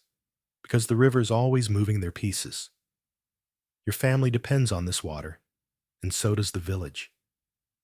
Everyone's out here, men and women, old and young, hauling and pouring. There's a grim teamwork to it, but also tension. Someone's always bickering over who gets the next pour. You've seen fights break out, fists flying over a trickle of water. And let's not forget the kids, scampering around, too young to lift, but old enough to get in the way. You yell at them to stay back. Visions of a croc's jaws flashing in your mind. The Nile's banks are a sensory overload. The squish of mud underfoot, the buzz of flies, the distant bellow of a hippo. You're coated in grime, your tunic stiff with dried silt. And here's the kicker. There's no break. You can't clock out and grab a smoothie. If you stop, the field's dry, and your family's winter stores vanish. So, you keep going. One bucket at a time, scanning for those telltale ripples. Oh, and here's another joke. What's a Nile farmer's favorite dance? The Shaduf shuffle. Dip, lift, pray.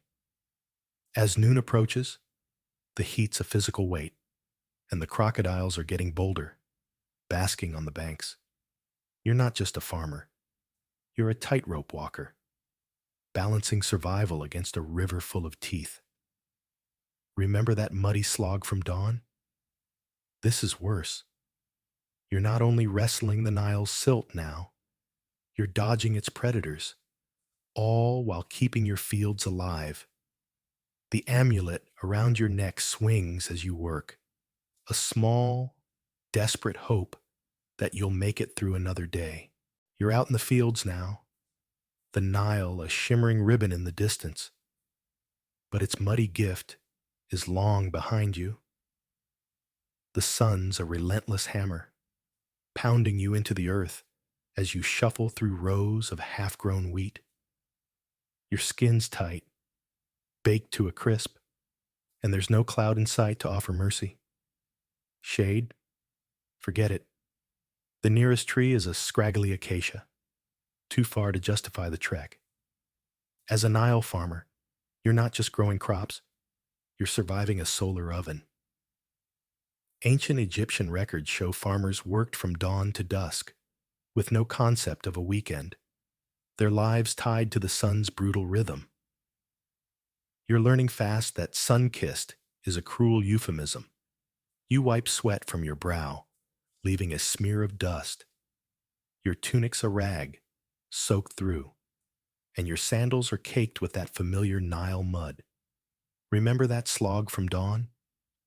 The heat makes everything heavier.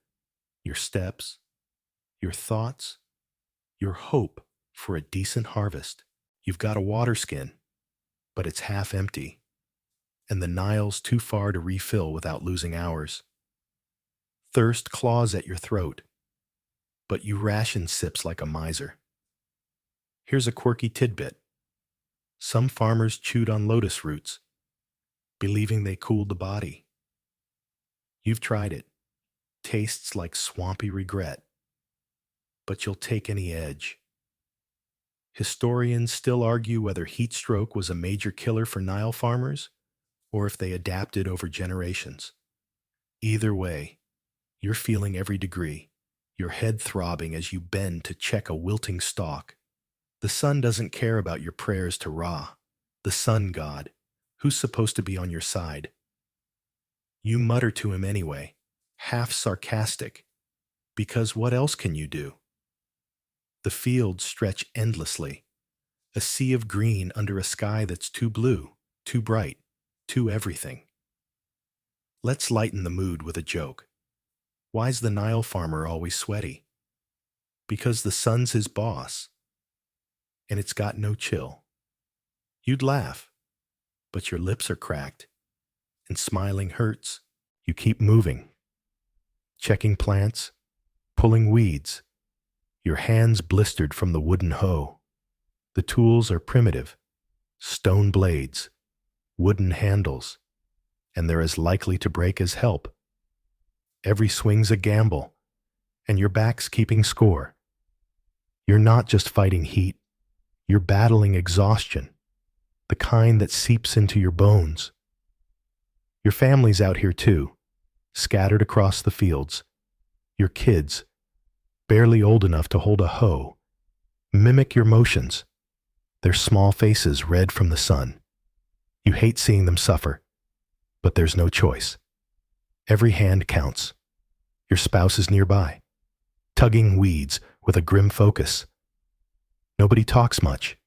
The heat steals your words. You catch their eyes sometimes.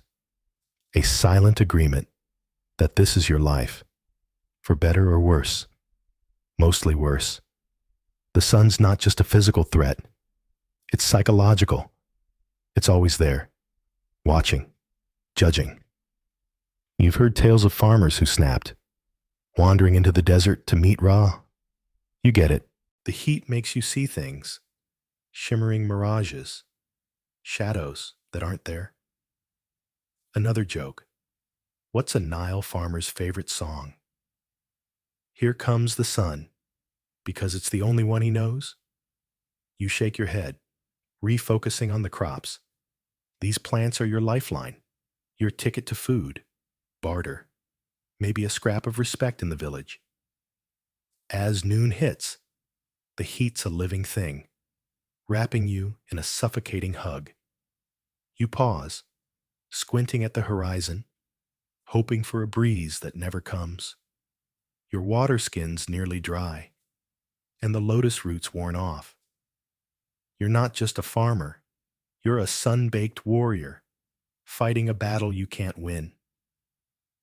Remember those crocodiles by the river? They're starting to seem like the least of your problems. The sun's your real enemy now, and it's got no mercy. You're trudging back toward your fields. The sun still a tyrant overhead. When you spot them, two figures in crisp linen, striding across the levee with papyrus scrolls tucked under their arms. Tax collectors, your stomach twists. As a Nile farmer, you're not just battling mud, crocs, and heat. You're also dodging the pharaoh's greedy hands.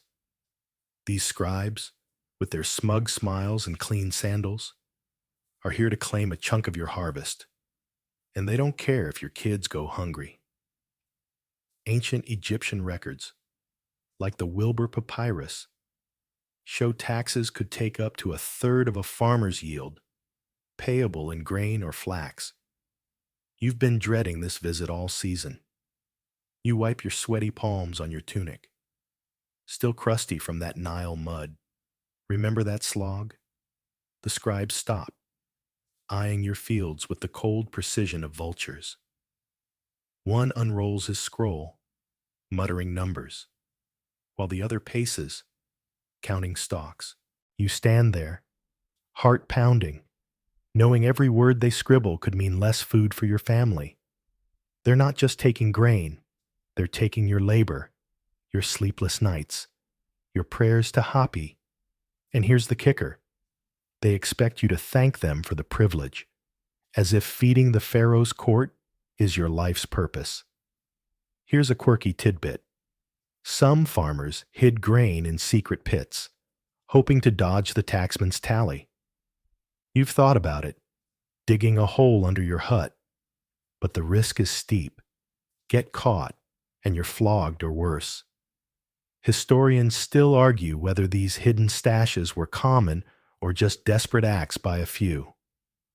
You're tempted, but for now, you play nice, offering the scribes a weak smile and a basket of your best barley.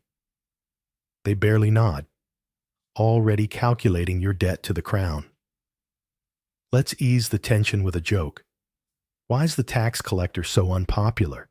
Because he's the only guy who makes the Nile's floods look friendly. You'd chuckle, but your throat's dry, and the scribes are still here, poking through your stacks of harvested wheat.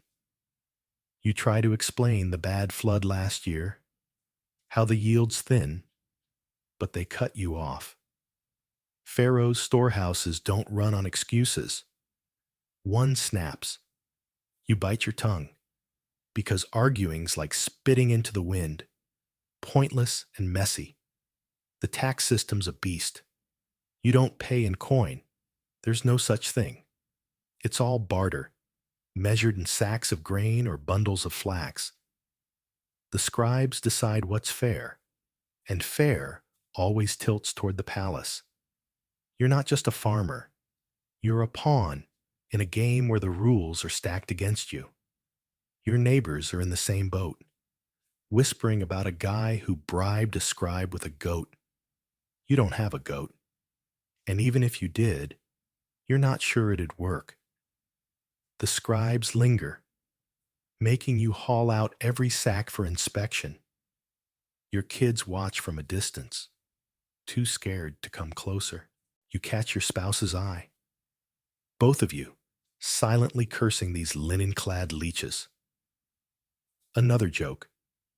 What's a Nile farmer's least favorite math? The kind where the scribe always wins. The heat's still brutal. Remember that sun's glare? But now, it's the least of your worries. You're sweating for a different reason, calculating how much you'll have left after these vultures take their share. As they finally leave, scrolls tucked away, you feel hollow. They've taken more than grain. They've stolen a piece of your hope. You kick the dirt, muttering a half-hearted prayer to Ma'at, goddess of justice, though you're pretty sure she's not listening. The fields are still there. The Nile still flows. But the weight of the pharaoh's greed lingers. You're not just fighting nature now. You're fighting a system that sees you as a cog, not a person. You're in the fields again. The sun, a familiar tyrant. Remember that baking heat? But now your hands grip a sickle, its dull blade glinting as you hack at stalks of wheat. Harvest time is here, and it's a race against spoilage, vermin, and your own aching body. As a Nile farmer, you're not just coaxing crops from the earth. You're wrestling them free with tools that feel like relics from a crueler age. Ancient Egyptian reliefs show farmers using wooden sickles with flint or copper blades, barely sharper than a butter knife. Every swing is a battle. Your muscles screaming, your palms blistered, and the harvest won't wait. You bend low, slicing stalks, each one a small victory. The air's thick with dust and chaff, stinging your eyes and coating your throat. Your tunic's a sweaty mess, still crusted with that Nile mud. Remember those early morning slogs? The sickle's handle digs into your hand, and you curse its flimsy design. A good day's work means a pile of grain, but a bad swing could nick your leg or snap the blade. You're not just harvesting. You're performing surgery on a field, and there's no room for error. Here's a quirky tidbit. Some farmers tied their sickles to their wrists with leather straps. believing it prevented drops or theft. You've got one looped around your wrist, but it's more annoying than helpful, chafing your skin as you work. Historians still argue whether this was practical or just a superstitious quirk, like that crocodile amulet you still wear. Remember those toothy river neighbors? You're not sure it's doing anything, but you're too tired to untie it. Let's lighten the mood with a joke. Why's the Nile farmer's sickle so grumpy? It's always cutting corners. You'd smirk, but your back's too sore. The harvest is grueling, a marathon of bending, slicing, and bundling. You're not alone. Your family's out here. Kids clumsily mimicking your swings. Your spouse stacking sheaves with grim focus. Everyone's moving, because stopping means losing crops to heat or pests. You shout at your youngest to watch their fingers. Visions of a bloody mishap haunting you. The sickle's not your only tool. You've got a wooden flail for threshing, a basket for winnowing, each one a fresh chance to strain something. Threshing's the worst. Beating grain from stalks on a hard-packed floor, dust clouding the air. You cough, squint, and keep going. Another joke. What's a Nile farmer's favorite workout? Threshing. It's the original cardio. Your kids giggle, but they're wilting too. Their small hands red from gripping tools. You hate dragging them into this, but survival doesn't care about fairness. The fields hum with activity, neighbors working their own plots, their sickles flashing. There's a rhythm to it, almost musical, but it's drowned out by your pounding heart. You're racing the sun, the bugs, the mold. Every stalk you cut is a step toward feeding your family, but it's also a reminder of those tax collectors. Remember their smug scrolls? They'll be back, eyeing your piles, and you're already dreading it. For now, you focus on the blade, the stalk, the next swing. As the day drags, your body's a map of aches, shoulders, wrists, spine. The sickle feels heavier, the bundles pile up, and you're not sure how much longer you can go. You pause, wiping sweat, and glance at the Nile. Its waters mocking you with their calm. You're not just a farmer. You're a machine, grinding through pain for a harvest that's never guaranteed. That lotus root you chewed for heat relief, long gone. The sickle's your reality now, and it's as unforgiving as the sun. You're kneeling in the fields, sickle resting beside you, the harvested wheat bundled but not yet safe. The sun's dipping, casting long shadows, but your work's far from done. Now you're praying, not to the sun god Ra, or even Hapi, but to a whole pantheon of deities who seem to hold your fate in their fickle hands. As a Nile farmer, you're not just battling mud, crocs, or taxmen. Remember those linen-clad vultures? You're at the mercy of gods who could bless your crops or curse you with famine. Ancient Egyptian texts, like the pyramid texts, show farmers made offerings to appease deities like Osiris, god of fertility, to ensure a good yield. You're no priest, but you're out here playing spiritual roulette. You've got a small clay figurine, crudely shaped like Osiris, tucked in a niche by your field. You sprinkle a handful of grain before it, muttering words you half remember from a village elder. The gods are a mixed bag. Some days they seem to listen. Others, they're as distant as the stars. A bad harvest last year left you wondering if you'd offended someone up there. You're not alone. Your neighbors are doing the same, burning incense or pouring beer into the dirt. It's less devotion and more desperation, like bribing a grumpy landlord. Here's a quirky tidbit. Some farmers buried corn mummies, grain-stuffed dolls, in their fields, believing they'd coax Osiris into blessing the soil. You've got one buried nearby, a lumpy thing your kids helped make. It's probably just dirt and straw, but you're not digging it up to check. Historians still argue whether these were widespread rituals or quirky local traditions, but you're hedging your bets. That crocodile amulet still swings around your neck. Remember those river beasts? And you're starting to think you're collecting superstitions like debts. Let's ease the mood with a joke. Why's the Nile farmer so pious? Because the gods are his only HR department. You'd grin, but your knees ache from kneeling, and the air's thick with the scent of dust and burnt offerings. You stand, brushing dirt off your tunic, still stiff from that Nile mud, and glance at your fields. The crops look decent, but decent doesn't cut it when locusts, drought, or divine wrath could wipe you out. You're not just farming, you're gambling with celestial mood swings. Your family's involved too. Your spouse is at the hut, preparing a small loaf to offer Hathor, goddess of abundance, while your kids scatter petals by the field's edge, mimicking rituals they don't understand. You'd rather they were resting, but tradition's a heavy yoke. The village buzzes with these acts.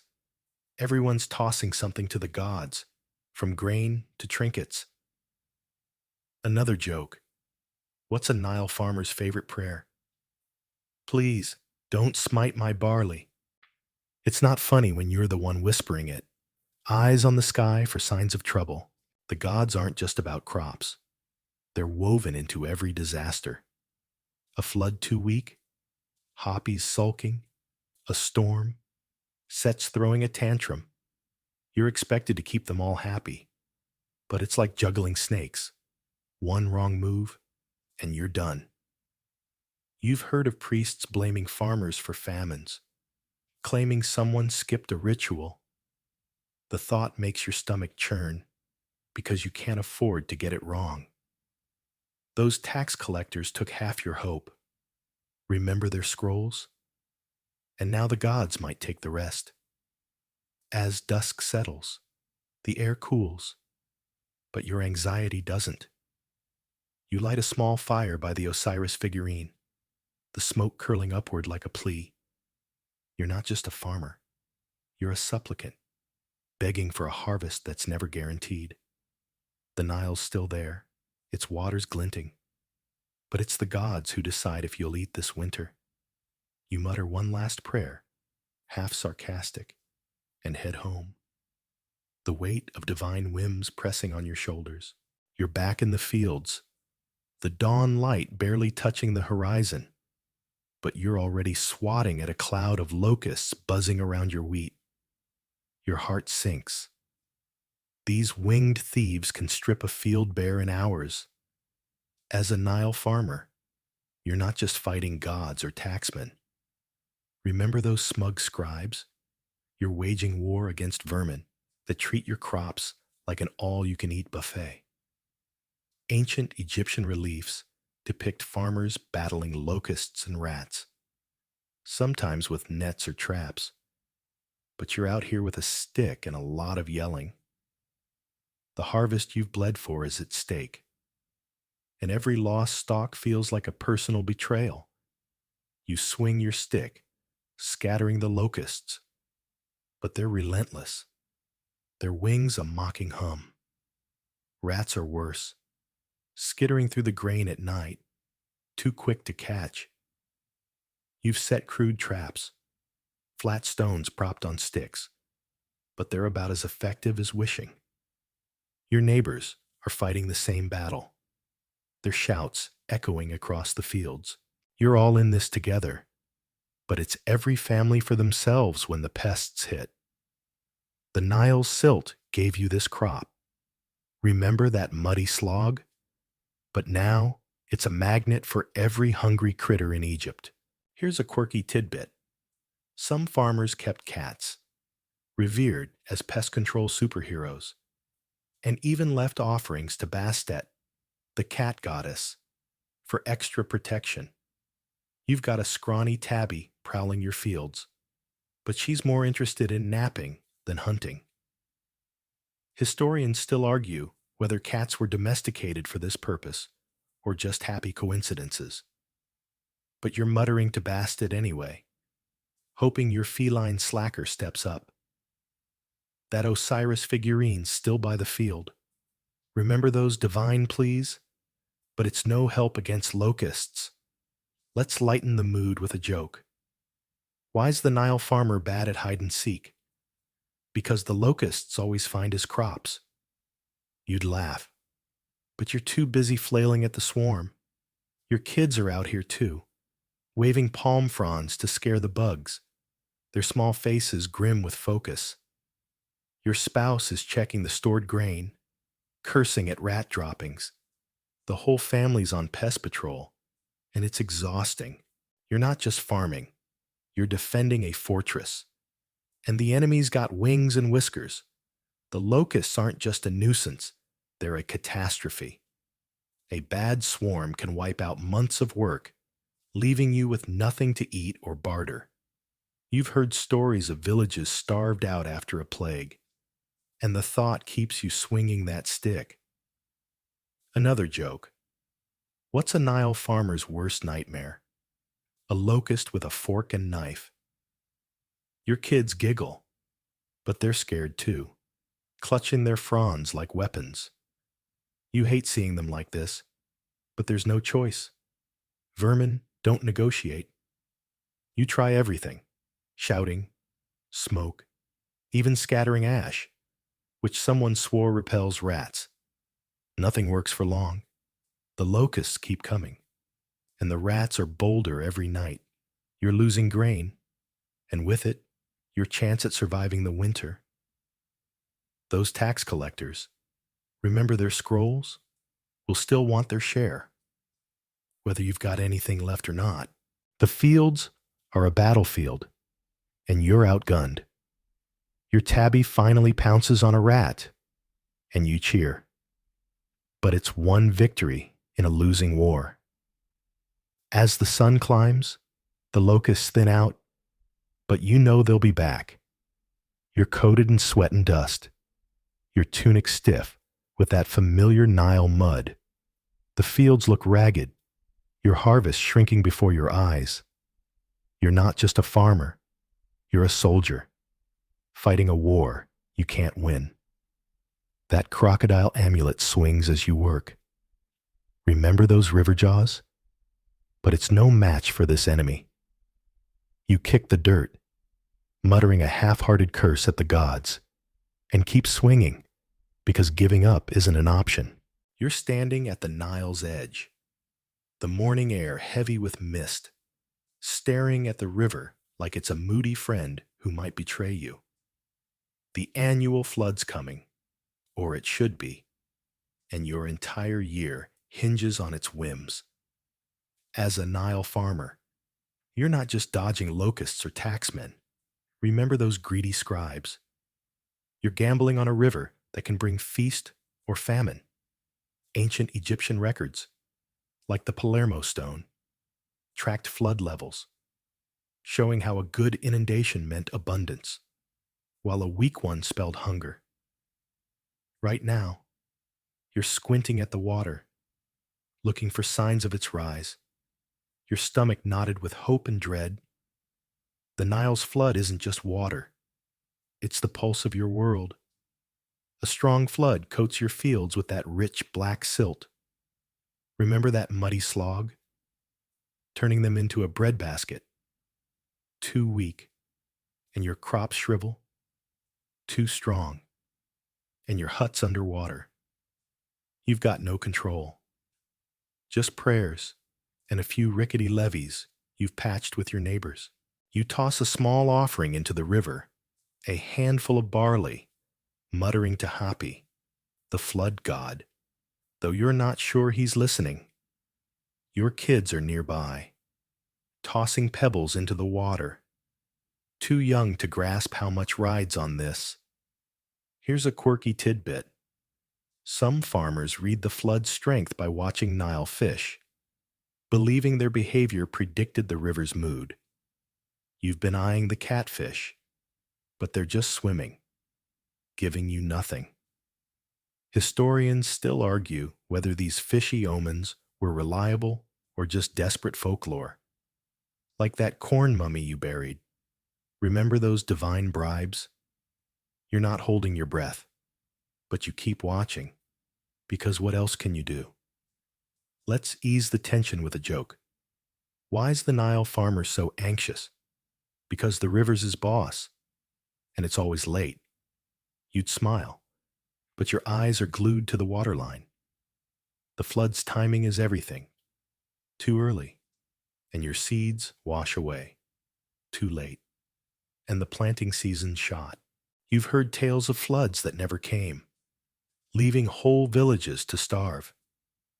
Your neighbor's already muttering about last year's weak trickle, and you're trying not to panic. You're not just farming, you're playing dice with a river god. Your family's out here too, checking the levees, piling mud to reinforce weak spots. Your spouse is hauling baskets of dirt, face set in a grim line, while your kids scamper around, more hindrance than help. The village is a hive of activity, everyone preparing, sharing nervous glances. Another joke. What's a Nile farmer's favorite game? Flood roulette. It's a real splash. Your kids giggle, but you're too tense to join in. The river's still low, and every day without a rise feels like a countdown to disaster. You've got some tricks. Canals to divert water, basins to trap it, but they're crude, and the Nile's stronger than your ingenuity. You're haunted by stories of floods that swept away entire fields, or worse, years when the river barely stirred. Those tax collectors, remember their scrolls? Won't care if the flood fails. They'll still demand their share. The pressure's crushing, and the waiting's worse. You're not just a farmer. You're a soothsayer, reading ripples like tea leaves, hoping for a miracle. As noon creeps in, the sun's back to its old tricks. Remember that brutal glare? But you barely notice, too focused on the river. The catfish are still useless, and your barley offering's long gone. You're coated in sweat and that familiar Nile mud, the amulet around your neck. Remember those crock-filled waters? A small weight against your fear. The Nile's your lifeline, but it's also your judge, and its verdict's still out. You mutter another prayer, half sarcastic, and keep watching, because stopping means giving up. You're knee-deep in sludge. The Nile's flood finally receding, leaving behind a glistening layer of silt and a new nightmare. You're building your home, or what's left of it, scraping together mud to make bricks that'll probably crumble by next season. As a Nile farmer, you're not just coaxing crops or dodging floods. Remember that anxious river watch? You're stuck in a never-ending cycle of patching up a house that's as stubborn as the river itself. Ancient Egyptian texts describe mud brick homes as standard for farmers. Cheap but fragile, eroded by floods or cracked by heat. Your hands are caked, your back screaming, and the sun's laughing at you again. You mix mud with straw, slapping it into wooden molds. The wet slap of each brick, a reminder of how temporary this all is. Your hut's walls are already sagging, patched a dozen times since last year's flood. The Nile's silt is great for crops. Remember that fertile muck? But for building, it's a cruel joke. Too soft until baked dry, then brittle as old bones. You're not a mason, you're a farmer, but there's no one else to do this. Your neighbors are in the same mess. their own bricks drying in uneven rows, everyone cursing the same crumbling reality. Here's a quirky tidbit. Some farmers added crushed shells to their mud mix, believing it made bricks tougher. You've tossed in a few, ground up from river clams, but you're skeptical. They look like gritty soup. Historians still argue whether this was a clever hack or just wishful thinking. Like that fish watching nonsense during the flood. You're still wearing that crocodile amulet. Remember those toothy river neighbors? But it's no help against a wall that's already cracking. Let's lighten the mood with a joke. Why's the Nile farmer's house so drafty? Because the walls are more whole than home. You'd chuckle, but you're too busy hauling another mold. Sweat stinging your eyes. Your family's pitching in. Your kids are stomping mud like it's a game. Your spouse stacking bricks with a scowl. The kids' laughter is the only bright spot, but you snap at them to focus. A bad brick means a collapsed roof. You're not just building, you're fighting time, weather, and the Nile's relentless erosion. The process is brutal. You knead mud until your arms burn, shape bricks until your fingers cramp, then wait for them to dry, praying no stray goat tramples them. Once dry, you stack them, using more mud as mortar, each layer a gamble. Last year, a wall fell during a storm, nearly crushing your youngest. The memory keeps you moving, even as the heat. Remember that solar hammer makes every step a slog. Another joke. What's a Nile farmer's dream home? One that doesn't dissolve in the rain. Your spouse snorts, but there's no real humor in it. Your hut's not just shelter, it's your family's anchor. If it fails, you're exposed to wind, thieves, or worse. Those tax collectors, remember their smug scrolls. Won't care if your roof's gone, they'll still want grain. You're racing to finish before planting season, because the fields won't wait. The village is a chorus of slaps and grunts, everyone rebuilding, sharing tips or insults. You're not alone, but it feels lonely. Each brick a reminder of how fragile your life is. As the sun dips, your hands are raw, your tunic stiff with that familiar Nile mud. The new wall's up, but it's already leaning, mocking your effort. You're not just a farmer, you're a builder, a dreamer, a fool, pinning hopes on mud that betrays you. You mutter a half-hearted prayer to Ta, God of craftsmen, though you're pretty sure he's not watching. The Nile glints nearby, its waters calm, but you know it's just biding its time. You're in the fields again, the Nile's flood long gone, your mud brick hut barely standing. Remember that leaning wall? Now you're dragging your entire family into the grind, because as a Nile farmer, you can't do this alone. Your kids, barely tall enough to reach the wheat, are out here with you, tugging weeds or hauling baskets, their small hands red from the work. Your spouse is nearby, hacking at the soil with a hoe, every swing a silent curse at this life. Ancient Egyptian art shows whole families in the fields, from toddlers to grandparents, because survival demanded every pair of hands. You hate it, but there's no choice. Slacking means starvation. The sun's climbing, that familiar tyrant. Remember its brutal glare? And the air's thick with dust and resentment. Your youngest, maybe 6, is stumbling under a basket of barley, face crumpled with effort. You want to let them rest, but the harvest won't wait. And those tax collectors, remember their smug scrolls, are coming soon. You bark at the kids to keep moving, your voice sharper than you mean. They flinch, and guilt twists your gut. but you're all in this together. A weary team yoked to the Nile's rhythm. Here's a quirky tidbit. Some families sang work songs, believing they kept evil spirits away from the crops. Your spouse is humming one now, a droning tune about Osiris and rebirth. But it's more habit than hope. Historians still argue whether these songs boosted morale or just drowned out the misery. Like that shell-crushed brick mix you tried. You're still wearing that crocodile amulet. Remember those river jaws? But it's no comfort when your kids are wilting under the sun. Let's lighten the mood with a joke. Why's the Nile farmer's family so close? Because the fields don't give them a choice. You'd smile, but your throat's dry, and your oldest is struggling with a sickle, mimicking your swings from harvest time.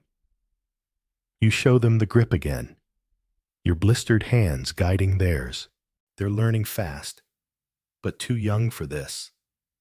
Their childhood traded for survival. Another joke. What's a Nile farmer's family vacation? A day without weeds. Your spouse rolls their eyes, but the kids giggle. A fleeting spark in the grind. The work's relentless. You're all weeding, planting, or hauling. The field's a maze of tasks that never end. Your spouse is better with the hoe, but their back's as bowed as yours. The kids are scattered, some chasing stray goats, others piling stalks. You're not just farming, you're running a chaotic circus, and the audience is hunger. You catch your spouse's eye, a shared look of exhaustion and stubbornness. Those locusts from last week, remember their buzzing swarm, took a chunk of your yield, and now every stalk counts. The village hums with the same struggle. Other families toiling in their plots, kids darting between rows.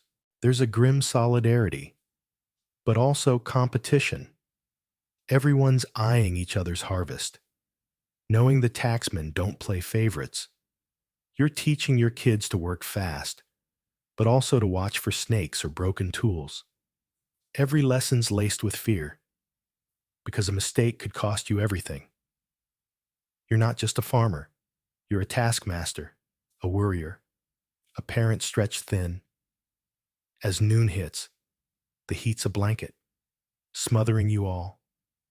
Your youngest drops their basket, grain spilling, and you snap before you can stop yourself. They tear up, and you kneel, muttering an apology, brushing dirt from their face. You're all breaking, but you keep going, because the fields don't care about feelings. The Nile glints in the distance, its waters mocking your sweat. You mutter a half-hearted prayer to Hathor, goddess of love, for your family's strength. But you're not sure she's listening. You're wading through a stagnant ditch. The Nile's gift turned sour, your legs coated in slimy water that smells like decay. Your skin itches, and a fever's been nagging you for days. But you're still out here, checking irrigation channels, because crops don't wait for you to feel better. As a Nile farmer, you're not just battling floods or family exhaustion. Remember those weary kids? You're fighting diseases that breed in the river's murky embrace. Ancient Egyptian medical papyri, like the Eber's papyrus, list ailments tied to waterborne parasites, with farmers especially vulnerable. You're learning fast that the Nile's a giver and a taker, and right now, it's got you in its sickly grip. The water's warm, thick with silt, and worse, mosquitoes hum, their bites dotting your arms like cruel constellations. You've heard of bilharzia, a worm that burrows through skin, leaving you weak and hollow. Your neighbor's boy hasn't walked right since last season, his belly swollen, eyes dull. You try not to think about it, but every step in this ditch feels like a roll of the dice. Your tunic soaked, that familiar Nile mud. Remember those early slogs? Now a breeding ground for whatever's making you shiver despite the heat. Here's a quirky tidbit. Some farmers smeared crocodile fat on their skin, believing it repelled waterborne ills. You've got a dab on your arms, a rancid paste that smells like death but feels like hope. Historians still argue whether this was medicinal or just superstition. Like that cat you rely on for rats. Your crocodile amulet's still there. Remember those toothy river neighbors?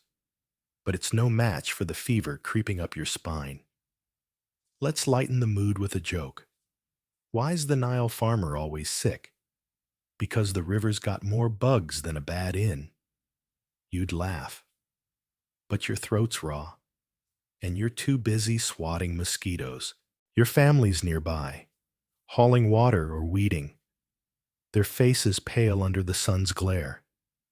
Remember that solar hammer? Your spouse is coughing too, and you're watching your kids for signs of sluggishness, fear gnawing at you. You're not just farming, you're dodging a plague, one itchy step at a time. The ditch is your lifeline, channeling water to your fields, but it's also a trap. Parasites, fevers, infections, they all thrive here, and you've got no doctor, just a village healer who mutters about demons and brews bitter herbs.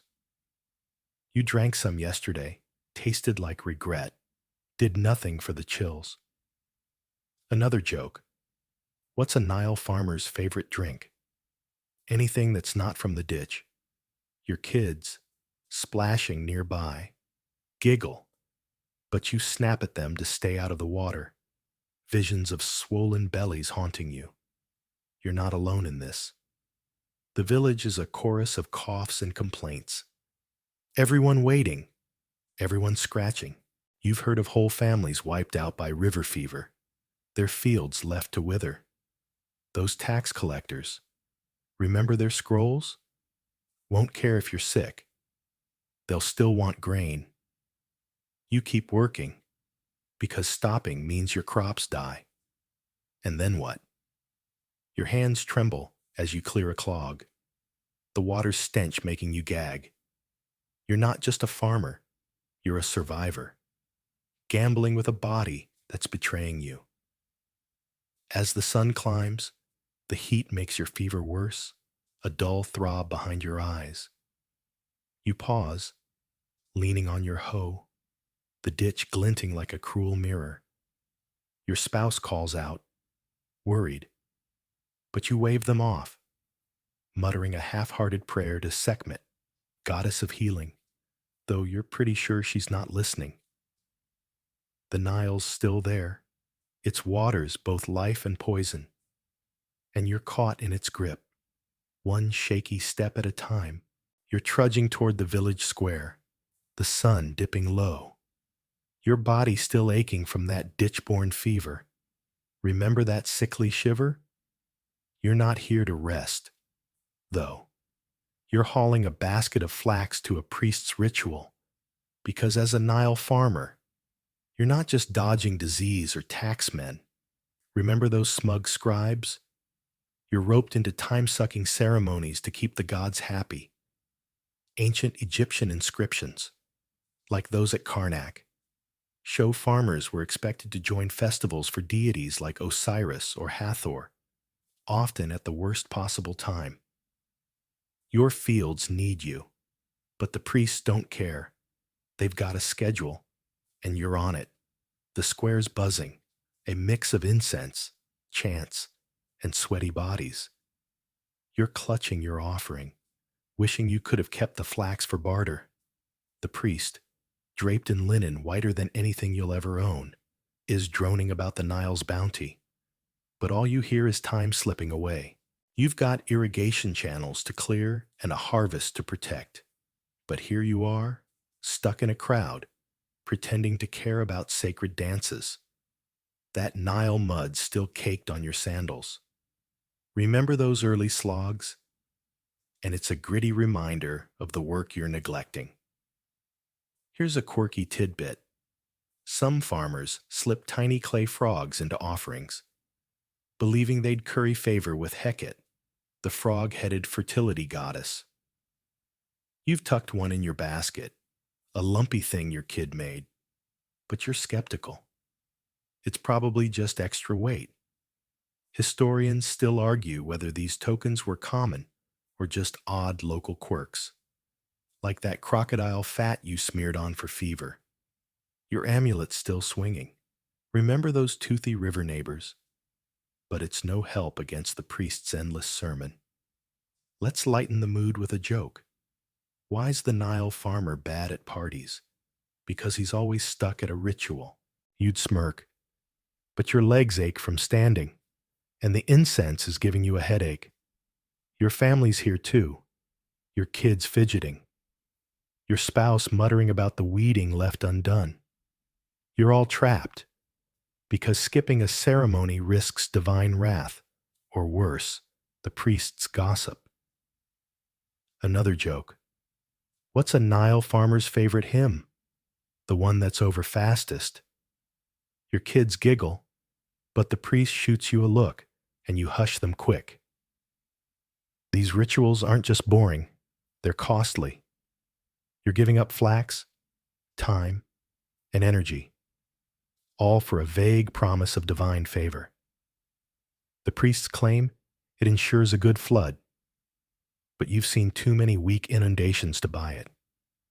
Those locusts that hit your fields. Remember their buzzing swarm? Didn't care about your prayers. And you're betting the gods don't either. Still, you play along, because the village watches, and being labeled impious is a fast track to trouble. You're not just farming, you're performing, a reluctant actor in a divine soap opera. The ceremony drags, chants, offerings, a procession to the river. You shuffle along, basket lighter, but heart heavier. Your spouse whispers about skipping the next one, but you both know you won't. Social pressures as binding as a flood. Those tax collectors, remember their scrolls? We'll be back soon, and you can't afford to lose the village's goodwill. You're juggling fields, family, and now this, your patience fraying like an old rope. As night falls, the ritual ends, and you're released, stumbling home under stars that feel indifferent. The air's cooler, but your fever's still there, a dull pulse. You're not just a farmer, you're a servant, caught between the Nile's whims and the priest's demands. You mutter a half-hearted prayer to Osiris, more out of habit than faith, and trudge on, the frog token forgotten in the dust. You're haggling in the village market, a dusty patch by the Nile, clutching a sack of barley and eyeing a pair of sandals you desperately need. Your old ones are shredded from wading through mud. Remember those early slogs? As a Nile farmer, you're not just fighting priests or fevers. Remember that ditch-born chill? You're navigating a cashless economy where everything's a trade, and you're usually on the losing end. Ancient Egyptian records show farmers bartered crops for goods, with no coins to simplify things. You're here to swap grain for necessities, but every deal feels like a wrestling match, and you're not winning. The sandal maker, a wiry man with a smirk, wants twice the barley you're offering. You argue, gesturing at your sack, but he's unmoved, pointing out your crop's poor color. You know he's bluffing. Your barley's fine, but you're tired, and he smells your desperation. The market's a chaos of voices, goats, and dust. Everyone bartering, flax for pots, wheat for fish. Your spouse is nearby, trading leeks for a comb, their voice sharp with frustration. You're not just farming, You're playing a high-stakes game of barter, and the rules keep shifting. Here's a quirky tidbit. Some farmers used grain banks, storing crops with scribes who issued clay tokens as IOUs. You've got one token, a chipped disc, but the local scribe's notorious for losing records. So you're sticking to direct trades. Historians still argue whether these tokens were early currency or just bureaucratic scams. Like that frog token you left at the ritual. Your crocodile amulet's still there. Remember those toothy river neighbors? But it's useless when the sandal maker's driving a hard bargain. Let's lighten the mood with a joke. Why's the Nile farmer bad at shopping? Because he always pays in sweat and gets shortchanged. You'd grin, but your throat's dry. And the sandal maker's still haggling. You finally agree to his terms, handing over more barley than you can spare. Your kids are tugging at your tunic, whining for bread, but you've got nothing left to trade for it. Another joke. What's a Nile farmer's wallet? A sack of grain and a lot of regrets. Your spouse snorts, but the kids are too hungry to care. Every trade's a gamble. A bad deal means less food for winter, but worn-out sandals means slower work in the fields. You're haunted by those tax collectors. Remember their smug scrolls? Who'll take their share no matter what you've got left? The market's a battlefield, and you're outmatched. Your bargaining skills dulled by exhaustion. You try trading some flax for a knife, but the smith wants more than you can give. Your neighbor's doing better, swapping a goat for a blanket, and you feel a pang of envy. The market's also a social trap. Everyone's watching, judging your trades, whispering if you give too much or push too hard. You're not just bartering, you're performing, keeping your family's reputation intact. Those locusts that hit your fields, remember their buzzing swarm? Left you with less to trade, and the village knows it. You're scraping by. Each deal a reminder of how close you are to the edge.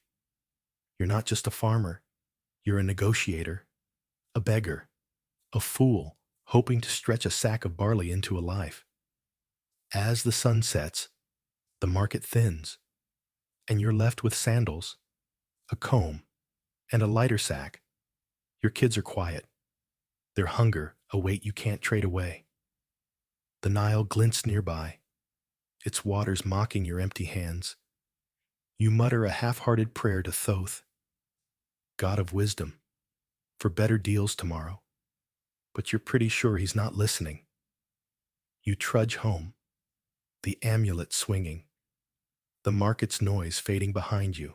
You're trudging home from the market, new sandals pinching your feet, the sting of bad trade still fresh. Remember that smug sandal maker? The Nile's on your left, glinting under the fading sun. But you're not looking at it. You're passing a group of elites, chariot drivers, scribes, maybe a priest, lounging under a canopy, their laughter sharp as they point at your mud-caked tunic. As a Nile farmer, you're not just bartering or dodging fevers. Remember that ditch-born chill? You're enduring the scorn of those who live off your labor while mocking your existence. Ancient Egyptian texts, like the satire of the trades, described farmers as lowly, their toil ridiculed by the upper crust. You're used to it, but each sneer still burns. You keep your head down, gripping your near-empty barley sack, the weight of their eyes heavier than the sun's glare. Remember that solar hammer? They're in crisp linen, skin-oiled, while you're a walking clod of Nile mud. Remember those early slogs? One calls out, joking about your fancy sandals, and the others cackle. You mutter a reply, too low for them to hear, because talking back risks trouble. You're not just farming. You're swallowing pride, a bitter meal you eat daily. Here's a quirky tidbit. Some elites wore wigs scented with myrrh, a flex to show they didn't sweat in fields like you. You catch a whiff as you pass, and it's almost comical. Perfume in this heat? Historians still argue whether this was pure vanity or a cultural signal of divine favor. Like that clay frog you offered at the ritual. Your crocodile amulet still swinging. Remember those toothy river neighbors? But it's no shield against their taunts. Let's lighten the mood with a joke. Why is the Nile farmer so humble? Because the elites keep his ego in check. You'd smirk, but your jaw's tight, and you're hurrying past, hoping they lose interest. Your kids are trailing behind, quiet, sensing your shame.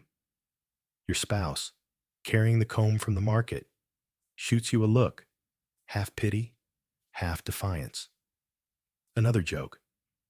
What's a Nile farmer's favorite chariot? The one that doesn't run him over. Your kids giggle softly, but you hush them, not wanting to draw more attention. These elites aren't just annoying. They're a reminder of the gap between your world and theirs. They eat your grain, wear your flax, but see you as dirt. Those tax collectors, remember their smug scrolls? Are their lackeys, squeezing you to fund their feasts. You've heard stories of farmers beaten for disrespect, and the thought keeps your eyes on the ground. The village is full of this divide. Farmers toil. Elites parade. You're not just a farmer, you're a target. Your labor fueling their leisure while they spit on your shadow. Sometimes, you dream of defiance, a sharp word, a raised fist, but it's a fantasy. You need their scribes to record your trades, their priests to bless your fields. The system's rigged, and you're too tired to fight it. Your family's watching, learning the same bitter lesson. Keep quiet. Keep working. Those locusts that hit your fields, remember their buzzing swarm? Felt like less of a betrayal than this laughter. You're carrying more than a sack now. You're carrying the weight of being less in their eyes. As you reach your hut, the elite's voices fade, but the sting lingers. You pause, glancing at the Nile. Its waters calm, indifferent. You're coated in that familiar mud. Your amulet, a small anchor against the world's contempt. You're not just a farmer, you're a survivor, navigating a society that needs you, but doesn't want you. You mutter a half-hearted prayer to Ma'at, goddess of justice, though you're pretty sure she's not listening, and step inside, the door shutting out their world. You're sitting outside your mud brick hut, the Nile a dark ribbon under the stars, your hands still rough from the day's work. Remember those crumbling bricks? The village is quiet, the elite's laughter a distant memory, but your mind's on something bigger, the afterlife. As a Nile farmer, you're not just enduring scorn or bartering grain. Remember that stingy sandal maker? You're clinging to a slim hope that all this toil earns you a spot in the field of reeds. Egypt's eternal paradise. Ancient Egyptian texts, like the Book of the Dead, promise a blissful afterlife for the righteous. But for a farmer like you, the path feels shaky, the reward uncertain. You're staring at the sky, wondering if the gods even notice you. Your life's been mud, sweat, and sacrifice. Crocodiles, locusts, taxmen, all of them taking pieces of you. The priests say your hard work pleases Osiris, judge of the dead. But you've got doubts. You've made offerings, buried corn mummies. Remember those quirky dolls? And worn that crocodile amulet through it all. Yet, the scales of Ma'at, where your heart's weighed against a feather, loom large. A farmer's sins are small. Maybe you shorted a trade or skipped a ritual, but the fear of failing the test gnaws at you. You're not just farming, you're banking on a divine payoff that might not come. Here's a quirky tidbit. Some farmers carve tiny Ushabti figures, believing these statuettes would work their fields in the afterlife. You've got one. A crude wooden thing hidden in your hut, but it's more a comfort than a conviction. Historians still argue whether Ushabtis were common among peasants or mostly an elite flex, like those myrrh-scented wigs. You're too poor for a proper tomb, just a shallow grave with a few trinkets. But you hope it's enough to impress Anubis. You're not just a farmer. You're a dreamer, pinning eternity on a muddy life. Let's lighten the mood with a joke. Why's the Nile farmer so hopeful? Because he thinks the afterlife's got better floods. You'd smile, but your heart's heavy, thinking of your family, your kids, exhausted from the fields, your spouse, worn by endless toil. You want them to reach the field of reeds, too. But the gods' rules are murky, and priests aren't cheap. Another joke. What's a Nile farmer's retirement plan? A grave and a prayer. Your spouse, sitting nearby, chuckles softly, but it's a tired sound, echoing your own weariness.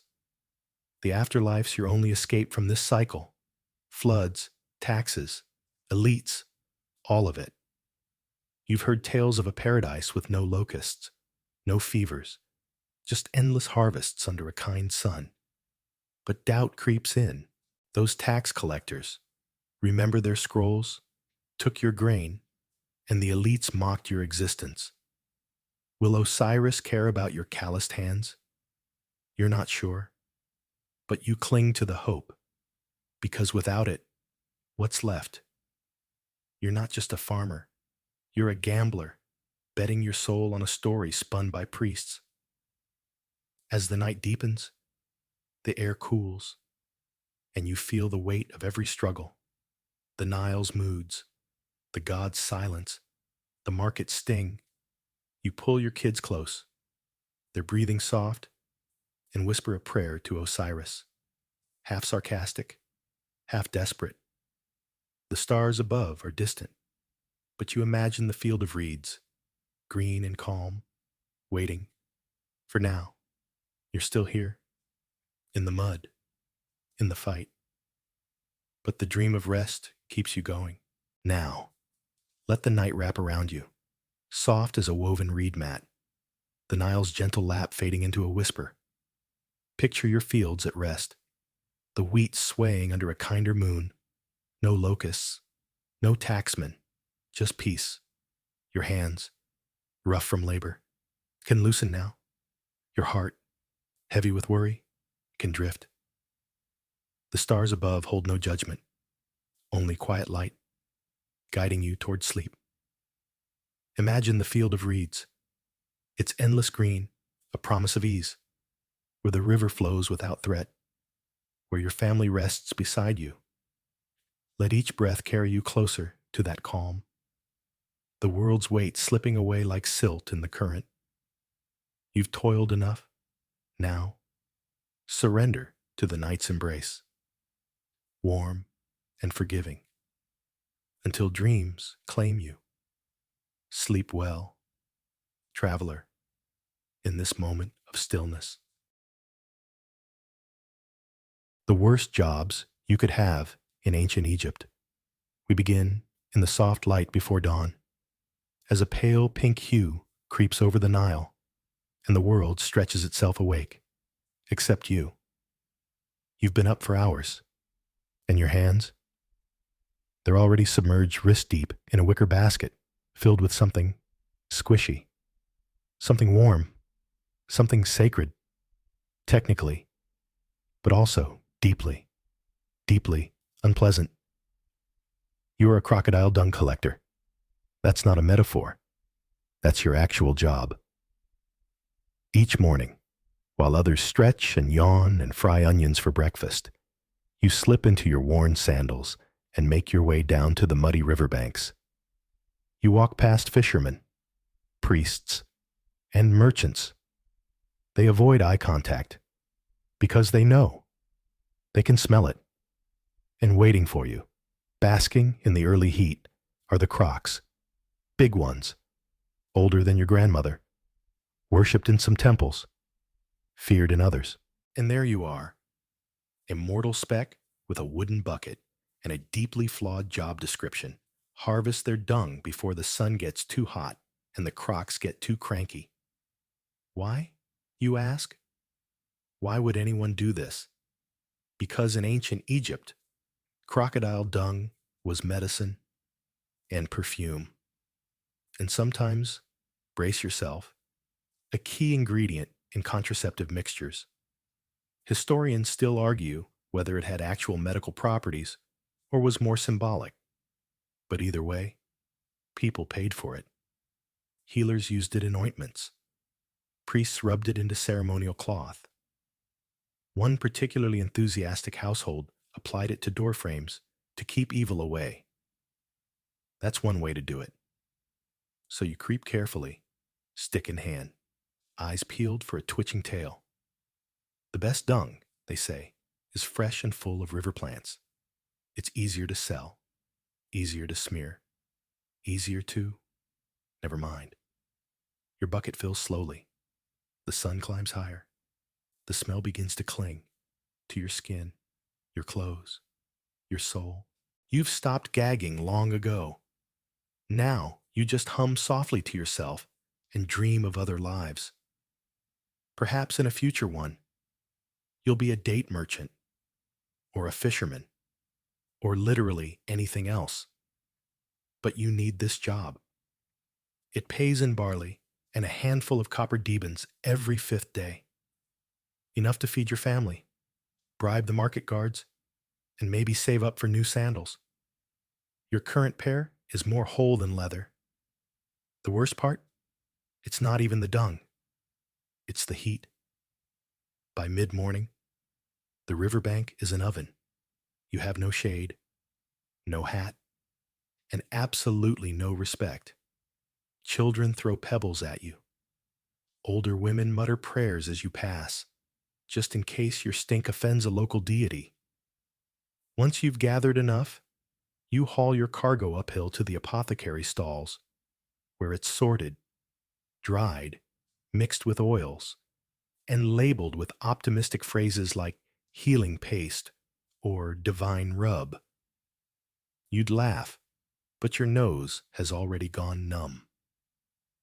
Back home, no one hugs you, not even the cat.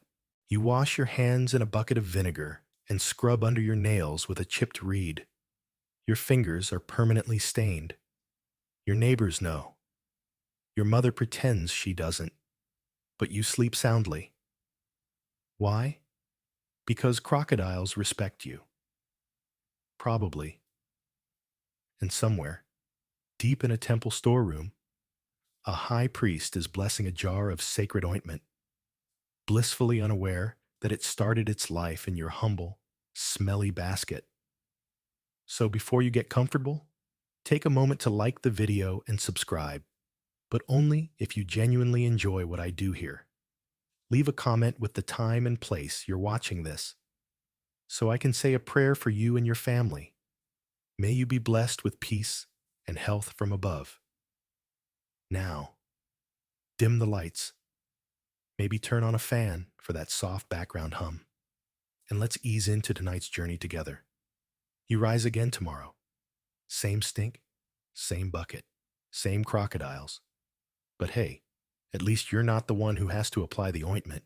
The sun is higher now, and your nose still carries a faint echo of crocodile. But you're no longer at the riverbank. You're indoors.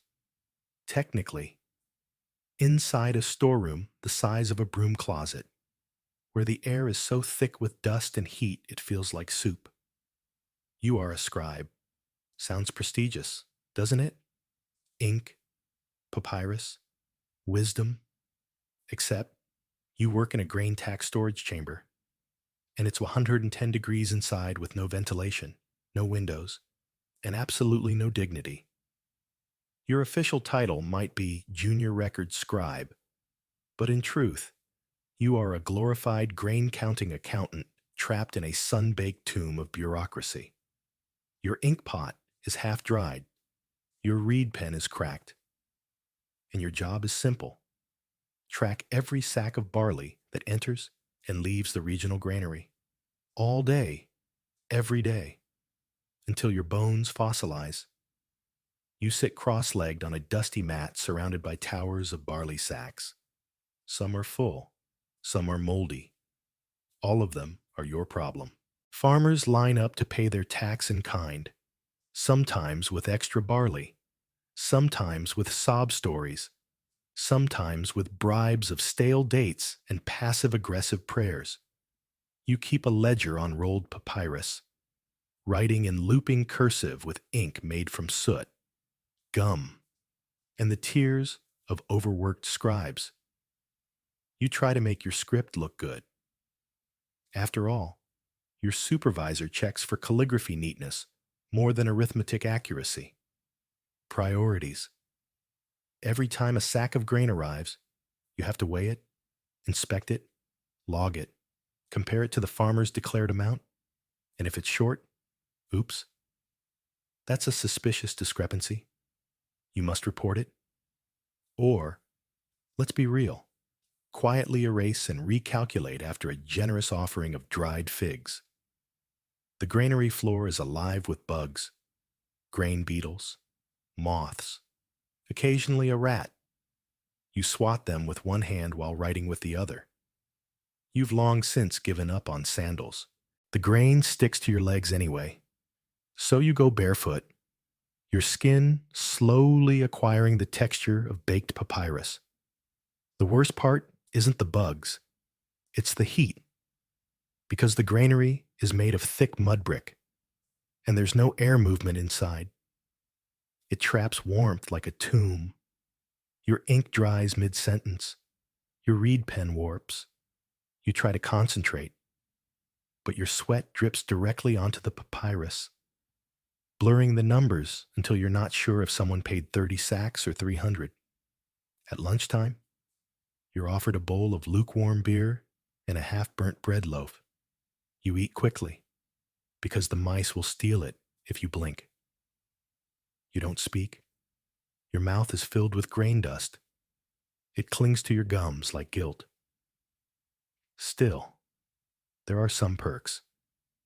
You're technically literate, which makes you more respected than many. People bow slightly when they pass your table. Priests nod. Merchants squint at your work, like it might say something scandalous. You sometimes write love notes on the side margins of ledgers, just to amuse yourself. The barley is full. My heart is fuller. You chuckle dryly and sneeze again. Your only real escape is the ink well, which you refill twice daily. It means walking to the scribe courtyard, a brief burst of sunlight, a glimpse of wind, a whisper of birdsong, and then back inside. Historians still debate how powerful scribes truly were. Some say they ruled the bureaucracy. Others say they were glorified servants for the elite.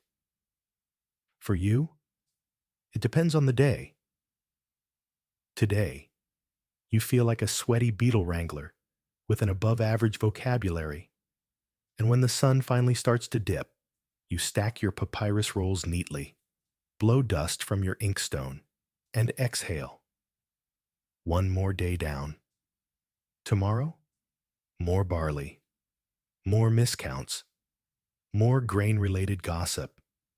But you keep going, because somewhere in those stacks of barley records and thumb-smudged calculations is the memory of your mentor saying, "Scribes are eternal. Ink outlives bone." And maybe that's true. Or maybe he just said it to stop you from quitting.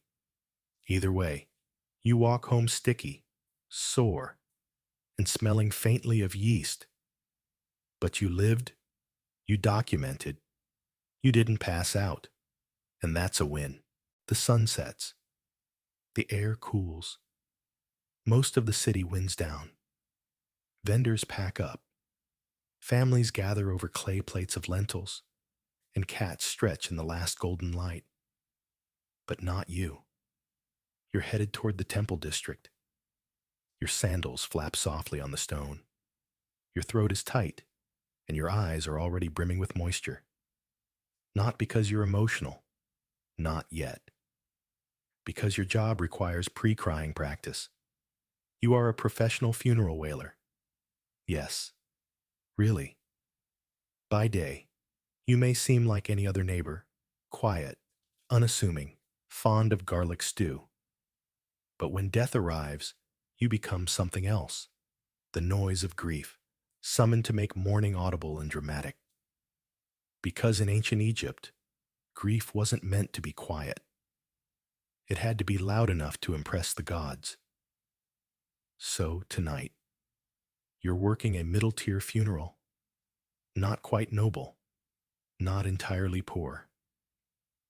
A respected butcher has died.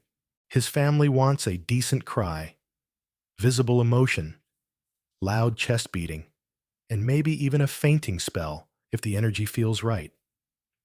Nothing too extravagant. You approach the home of the deceased. Outside, women scatter natron powder and chant the names of gods. The scent of myrrh is strong. The body has been wrapped in linen and placed in a reed casket. People are arriving. They expect tears. You haven't met the dead man, but you've been briefed. 4 children. Mild temper, known for his garlic sausages. You inhale deeply and begin. The first sound out of your mouth is somewhere between a sob and a howl. Then you double over, wailing, pulling at your hair. Just enough to look genuine, not enough to cause bald spots. You call out his name, repeating it rhythmically between lamentations. Oh, Menkotep, why did you leave us? You pace in a circle. You fall to your knees. You weep. People believe you. The widow bursts into real sobs. One child joins in, confused but committed. A neighbor nods approvingly. You're doing well. You escalate the performance, rocking back and forth, muttering a hymn under your breath, slapping your chest 3 times. Dramatic, effective, respectful. Some historians suggest this wailing tradition came from older, pre-dynastic customs. Others think it was a theatrical evolution to ensure the gods noticed important funerals.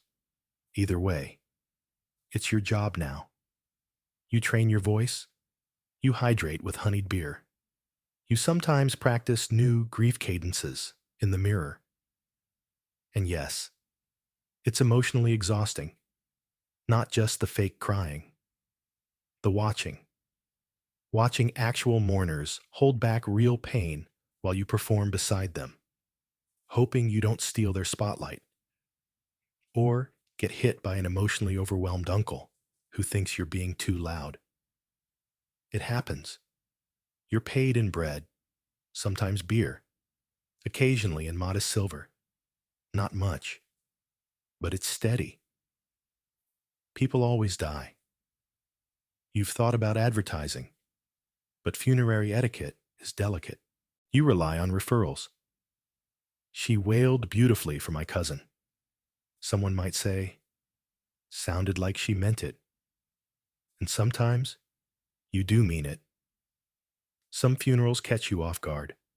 A young mother, a kind teacher, someone who smiled at you once on market day. Your voice breaks in an unscripted way. You cry, not for show, but because you feel it. The family thanks you afterward. One child hugs you. You whisper a blessing and slip away before anyone can ask your name. But most nights, you do what's expected. You wail. You collapse at the right moments. You say all the right lines, and you make it easier for families to express their grief without having to manufacture a public breakdown on their own. You are both a vessel and a mirror, one part actress, one part priestess, and all parts exhausted by the end of it. After tonight's performance, you rinse your face in the temple courtyard basin, quietly recite a cleansing prayer to Hathor, and walk home in silence. Your voice feels ragged, your eyes sting, but your pouch carries a small loaf and a whisper of gratitude. And tomorrow, you'll probably cry again. Professionally, you wake before the sun again, your eyes still puffy from last night's dramatic weeping session. Your knees are bruised, your throat like you swallowed a sandstorm, but there's no time to rest. Today, you've taken on a side job. Something less emotional, they said. They lied. Because now you're standing ankle deep in blood-slick water, surrounded by the stench of scales, salt, and spoiled catfish. Congratulations, you're a fish gutter at the temple docks. The gods, as it turns out, are incredibly picky eaters. Offerings aren't just symbolic, they're specific. Certain temples require daily fish tributes, cleaned, seasoned, and laid neatly on altars before sunrise. You don't cook them, you just prepare them. In bulk, at high speed, with a knife that's been sharpened on the same brick for 7 years.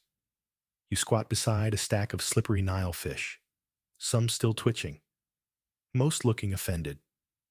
Your job is to descale, slice, clean, and split each one before the priests show up. That means about 50 fish in the next hour, give or take a holy eel. The dock isn't glamorous. It's wet. It's loud. It smells like Poseidon's laundry basket. Other fish workers shout over each other. Cats mewl from the shadows, waiting for scraps. One massive pelican stares at you with godlike judgment. You reach for the first fish. It slips from your hand and flops back into the gutter trench. You sigh, retrieve it, begin again. You've developed a rhythm. Hold, slice, scoop, rinse, repeat. Your hands are permanently pruned. Your fingernails are never clean. The knife callus on your thumb could stop a spear. And despite the stink, you almost respect these fish. They lived fast, swam hard, and now serve a higher calling, getting sacrificed to Ra with a side of leeks. Sometimes, a priest comes by to inspect your work. He nods, disapprovingly. You're never fast enough. The god prefers symmetry, he mutters, pointing to a fish you've accidentally filleted with a limp spine. You toss it to the cats. They rejoice like they've won the lottery.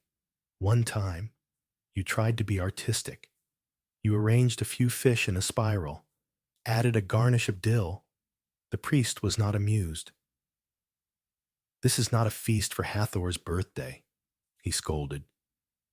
This is Wednesday. Back to the trench. Your apron is a joke. More fish guts than linen. You've slipped twice, bruised your elbow, and just narrowly avoided gutting your own sandal. You hum softly under your breath. Not a song, really. Just a survival mantra. You daydream of being a potter, or a perfume mixer, or one of those scribes who never touches anything wetter than ink. Historians often describe food preparation in ancient Egypt as communal and ritualistic. That sounds lovely, but this feels more like a low-stakes war zone. You dodge fishtails. You scrub cutting stones. You shout when someone uses your rinsing bucket for their eel. Still, it's not all misery. There's camaraderie here. One gutter beside you tells outrageous stories. How he once prepared a carp so perfectly the goddess Bast appeared in a dream and offered him a raise. Another brags about fish scale patterns that resemble sacred hieroglyphs. You bond in sweat, in stench, in shared curses muttered under your breath when a fish flips out of your hands again. And when you finally finish the last batch, you step back, cracked hands trembling, and survey the lineup. Rows of cleaned fish, ready for divine approval. You've done it. You've appeased the temple gods, at least until sunrise tomorrow. You wash your arms in the river, scrub your face with a reed sponge, and try not to think about the fish bones under your fingernails. The cats trail behind you. You toss one the last tail. It purrs. You almost smile. Almost. Because tomorrow, it begins again. More fish. More knives. More staring pelicans. But at least you're not the one who has to eat it. The fish guts are behind you.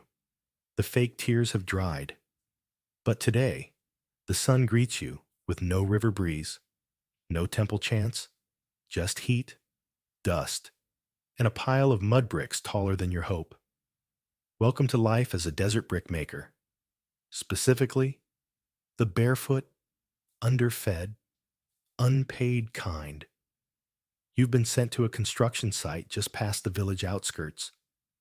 A new storage hall is being built for the temple's sacred barley, and you're one of a dozen hired hands tasked with making the walls. One brick at a time. Sounds simple, right? Until you realize the bricks are made from mud, straw, and your own suffering. The process begins before dawn, when the air is just cool enough to move without feeling like your lungs are on fire. You gather the ingredients: Nile silt, dried barley chaff, a splash of water, and occasionally a dash of animal dung, depending on how binding the priest wants today's batch. Then comes the mixing. No tools, just your feet. You step into a clay pit and begin stomping like you're crushing grapes for a wine that no one wants to drink. The mixture squelches between your toes. It's warm. It's sticky. It smells like baked regret. You keep stomping. The straw scratches your calves. The sun rises. Your body becomes a slow-moving sculpture of grime.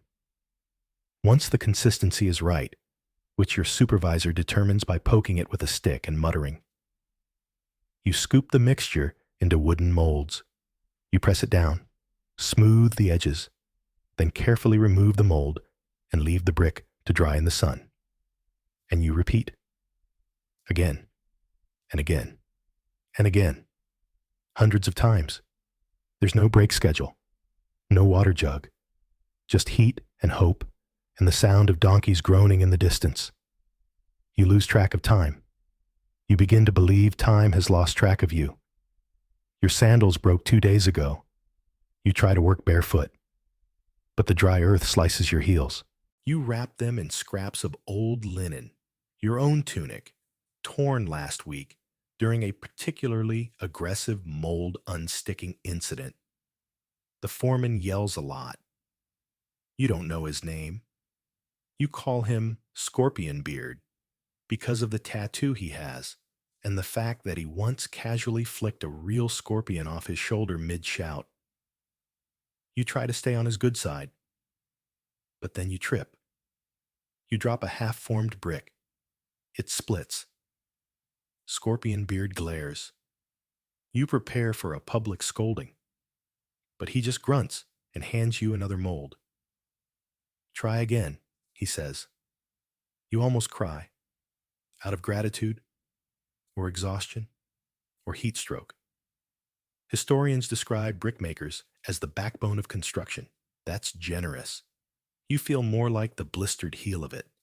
There's no ceremony, no applause, just dust in your mouth, sweat in your eyes, and a growing hatred for rectangles. Sometimes you pass the time by naming your bricks. That one, regret. The next, Why me? The big one with the perfect edge? Someday, I quit. And yet, you keep going. Because at the end of the day, after the bricks have baked, after the sun has burned the back of your neck, you sit in the shade of an unfinished wall. You eat a small bowl of lentils. You drink warm beer. And you feel proud. You built something. It may not bear your name.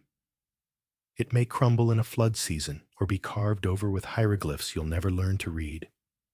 But you made it. With your feet, with your hands, with no sandals, no silver, and no complaints, at least not out loud. You stand. Your joints creak like old cartwheels. You walk home covered in dried clay. Children point and laugh. You smile faintly and flick a pebble at them.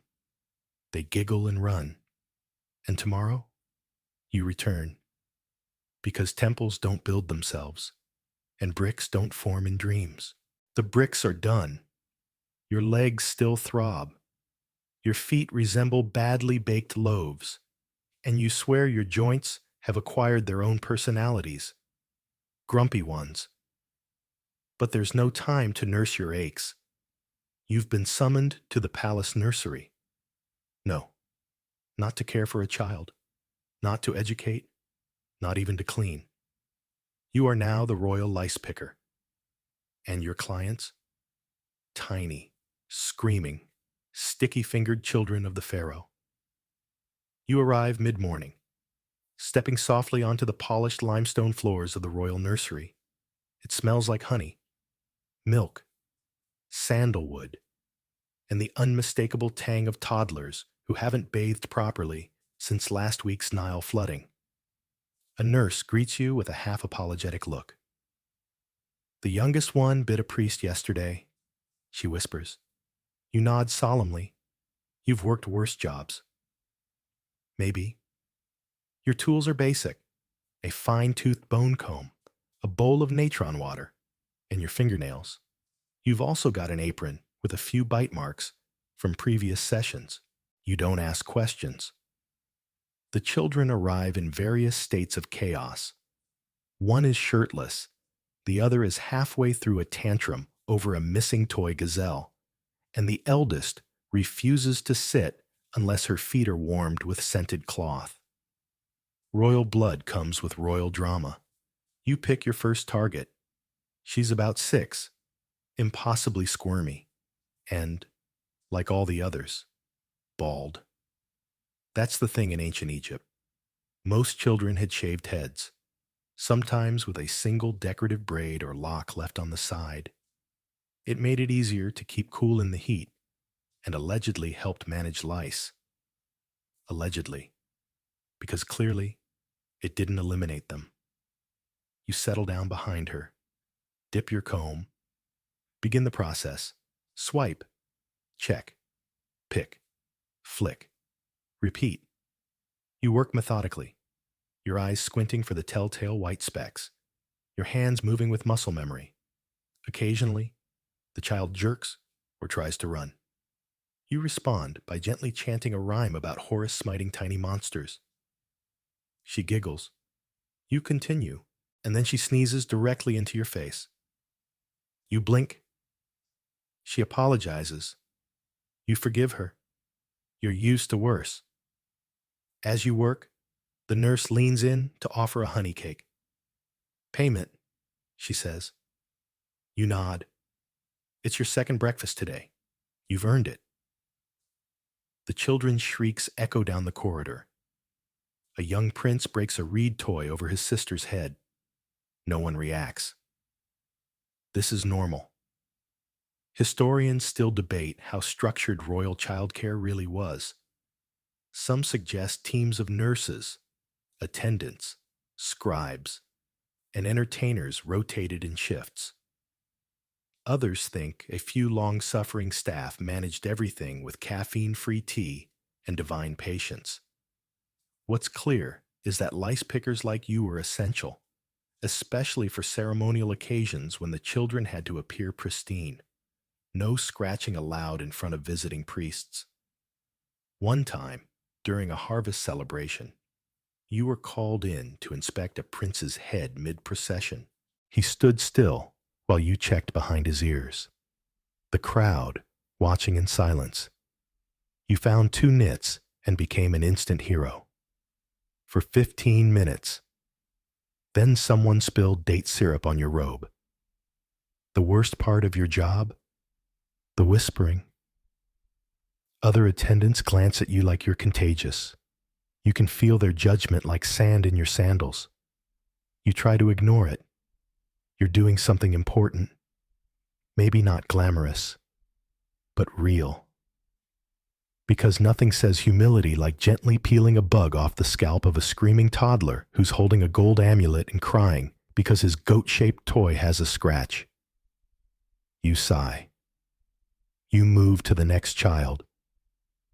This one won't stop singing a song about lice in the moonlight. You pretend to enjoy it. You even hum along. By the time you finish, your fingers are sore, your eyes are blurry, and your shirt is smeared with molasses from a rogue snack fight that broke out during the last inspection. You wash up in the palace basin and dry your hands on a towel embroidered with the eye of Horus. Fancy. The head nurse thanks you, slips you a small jar of scented oil. For the stink, she says. You nod gratefully. You apply it immediately. It almost helps. And as you walk home, smeared, tired, possibly still holding someone's rattle, you realize something. There are worse jobs, but not many. You start the day with optimism. Your last job, though filled with molasses and screeching nobility, involved shade, cushions, and the occasional honey cake. Today, you're ankle deep in a murky stream, fending off bloodthirsty insects with one hand and scrubbing someone else's undergarments with the other. Welcome to your glamorous new title, linen washer in a crocodile stream. It sounds like the setup for a comedy, but it's not. This is your actual work. You've been hired by a small, noble household to refresh the sacred linens used in everyday rituals, loincloths, head wraps, prayer shawls, festival tunics. Some are embroidered, some are stained. All of them reek. And the only place with enough running water to rinse out the god's sweat? A crocodile-infested tributary of the Nile. Your laundry station is a small clearing beneath a papyrus thicket. A few large, flat stones serve as your workbench. A wooden rod holds your soap pouch. And beside it hangs a lucky amulet in the shape of Bes, the dwarf god of protection. You mutter a quick chant to him before you begin, just in case today's predators are in a bad mood. You start with the tunics. Dip. Scrub. Beat against stone. Rinse. Repeat. Your fingers are already raw. The soap stings your knuckles. The linen fibers cling to your arms like wet spiderwebs. Every so often, something moves in the water. You freeze. Wait. Squint. It's just a log. Probably. See? The thing is, you're not alone here. Other workers also wash at this spot, and everyone has a story. My cousin saw a croc drag a goat under in 2 seconds. A priest lost a sandal, and it came back, chewed. No one truly knows if the stream is safe, but there are no better options. Wells are for drinking. Temple pools are off limits. That leaves here. You develop a sixth sense for danger. When the birds go silent, step back. When the frogs stop croaking, climb the bank. When the water suddenly smells like fish, run. But most of the time, it's just you, the reeds, and an exhausting amount of laundry. And it's not just dirt you're battling. Stains have meaning. A priest's sash marked with wine is not just a cleaning job, it's a sacred accident. You're expected to whisper an apology to the cloth as you scrub, invoking Mayat to forgive the spill. One time, you forgot, and the priest made you rewash everything by moonlight. Historians often romanticize Egyptian linen, its fineness, its whiteness, the way it symbolized purity. But behind that elegance was someone like you, scrubbing tunics in a swamp, praying you wouldn't die doing it. The worst is when the linens don't dry fast enough. If it rains, rare, but possible, or a donkey knocks them into the mud, you have to explain to your client why the divine loincloth smells slightly like pond. Not ideal. Then there are the egrets, beautiful birds, terrible roommates. They steal your pins, poop on your drying lines, and shriek like angry gods when you wave them off. Still, there are moments, brief ones, where the stream is peaceful. You watch the reflection of papyrus swaying in the current. You listen to distant temple chants carried by wind. You dip your hands, and the water cools your skin like a soft sigh. You almost forget the danger until a crocodile actually surfaces across the stream. It blinks at you. You blink back. Neither of you moves. It's not hunting, just watching, like it's judging your scrub technique. You whisper a prayer to Sobek, the crocodile god, who, ironically, is also the deity of fertility and military strength. You offer a silent promise to include him in your next incense offering if he doesn't eat you today. He slides back into the water. You breathe again. You wring out the last tunic. You lay it flat on a sun-warmed rock. And you gather your tools, careful not to leave any cloth behind. You bow slightly to the stream, because even if it tried to kill you, it also helped you work. And tomorrow, you'll return, because linen doesn't clean itself. And crocodiles, apparently, have schedules. The morning sun is still low, but already hot enough to warm the back of your neck as you lower yourself into a narrow stone tunnel, torch in one hand, a prayer to Thoth on your lips. You are today's lucky recruit for the job no one wants, but everyone pretends is necessary. Sewer inspector with a papyrus torch. There's no glamour here, no gold, no gods, just waste, literal, spiritual, and emotional. Your task is simple. Crawl into the narrow canals beneath the city and investigate why the sacred courtyard above has started to smell. Unsacred. One priest blamed the wind. Another blamed a rival cult. But when the temple cats refused to nap near the incense burner, they called in someone truly disposable. Hi, that's you. Equipped with a weakly glowing papyrus torch soaked in animal fat, a satchel of investigation tools, a spoon, a reed stick, and a wax-sealed amulet, and the faint hope that the gods are too busy to notice you today. You descend into the stonework that channels runoff, food scraps, and let's be honest, everything else out of public view. The tunnel is low. You can't stand. You crawl, duck waddle, and occasionally lie flat to slide beneath ledges. You breathe through your mouth. You try not to think about what's squelching under your knees. You absolutely do not ask what that moving pile in the corner was. The air is thick, wet, and profoundly disrespectful. Your torch sputters. The smoke curls into your nose. You gag once, then twice. Then accept your new reality. Your entire career may involve darkness and damp sandals. You crawl deeper. You begin to notice things. Lost jewelry, scratched pottery, half a wooden toy. Evidence that what people flush away isn't just waste, it's fragments of everyday life, secrets, shame, possibly even the missing amulet the temple librarian swore had disappeared during meditation. You note that down. Your notebook is a scrap of bark you press with carved symbols. Later, you'll transcribe it. If you live, eventually, you find the blockage. A tangled mess of old reeds, fish bones, linen strips, and something suspiciously resembling a mummified rat.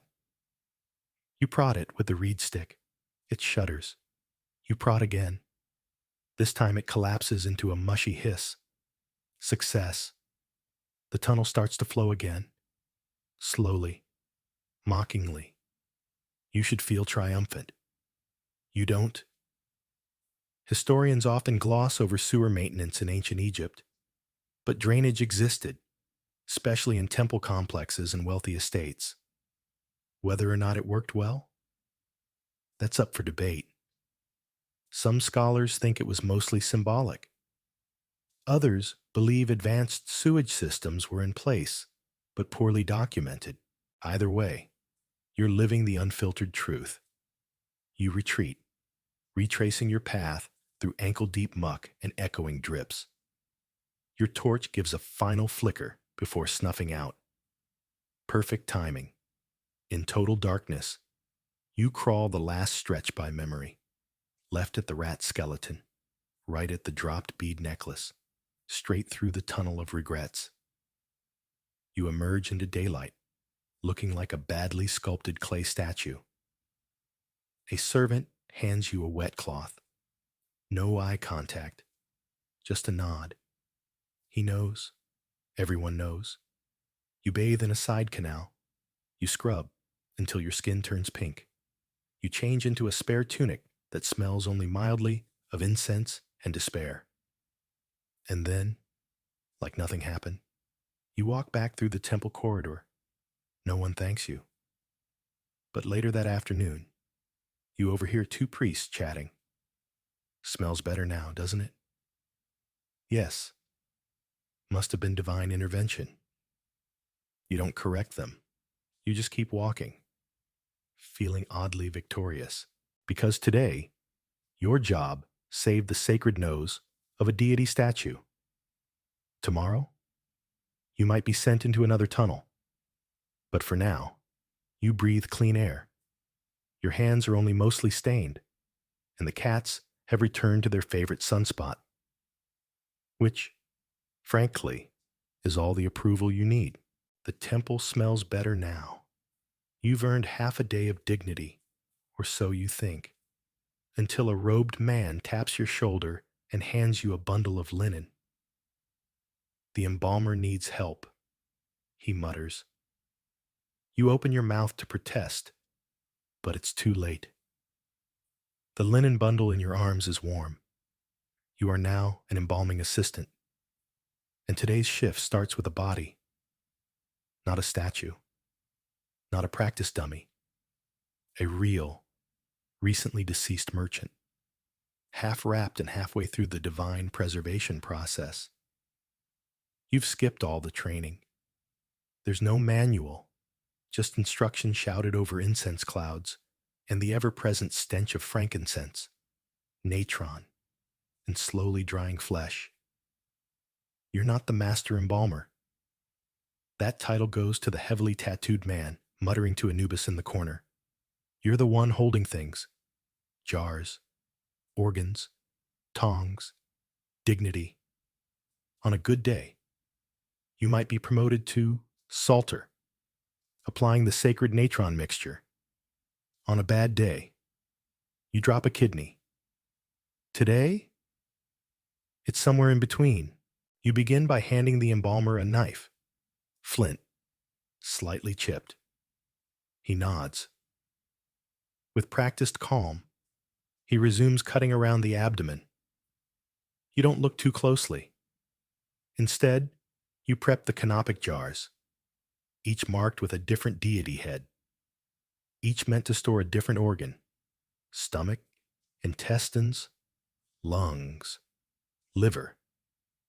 The brain? That one's not saved. The brain is usually removed through the nose using a thin metal hook.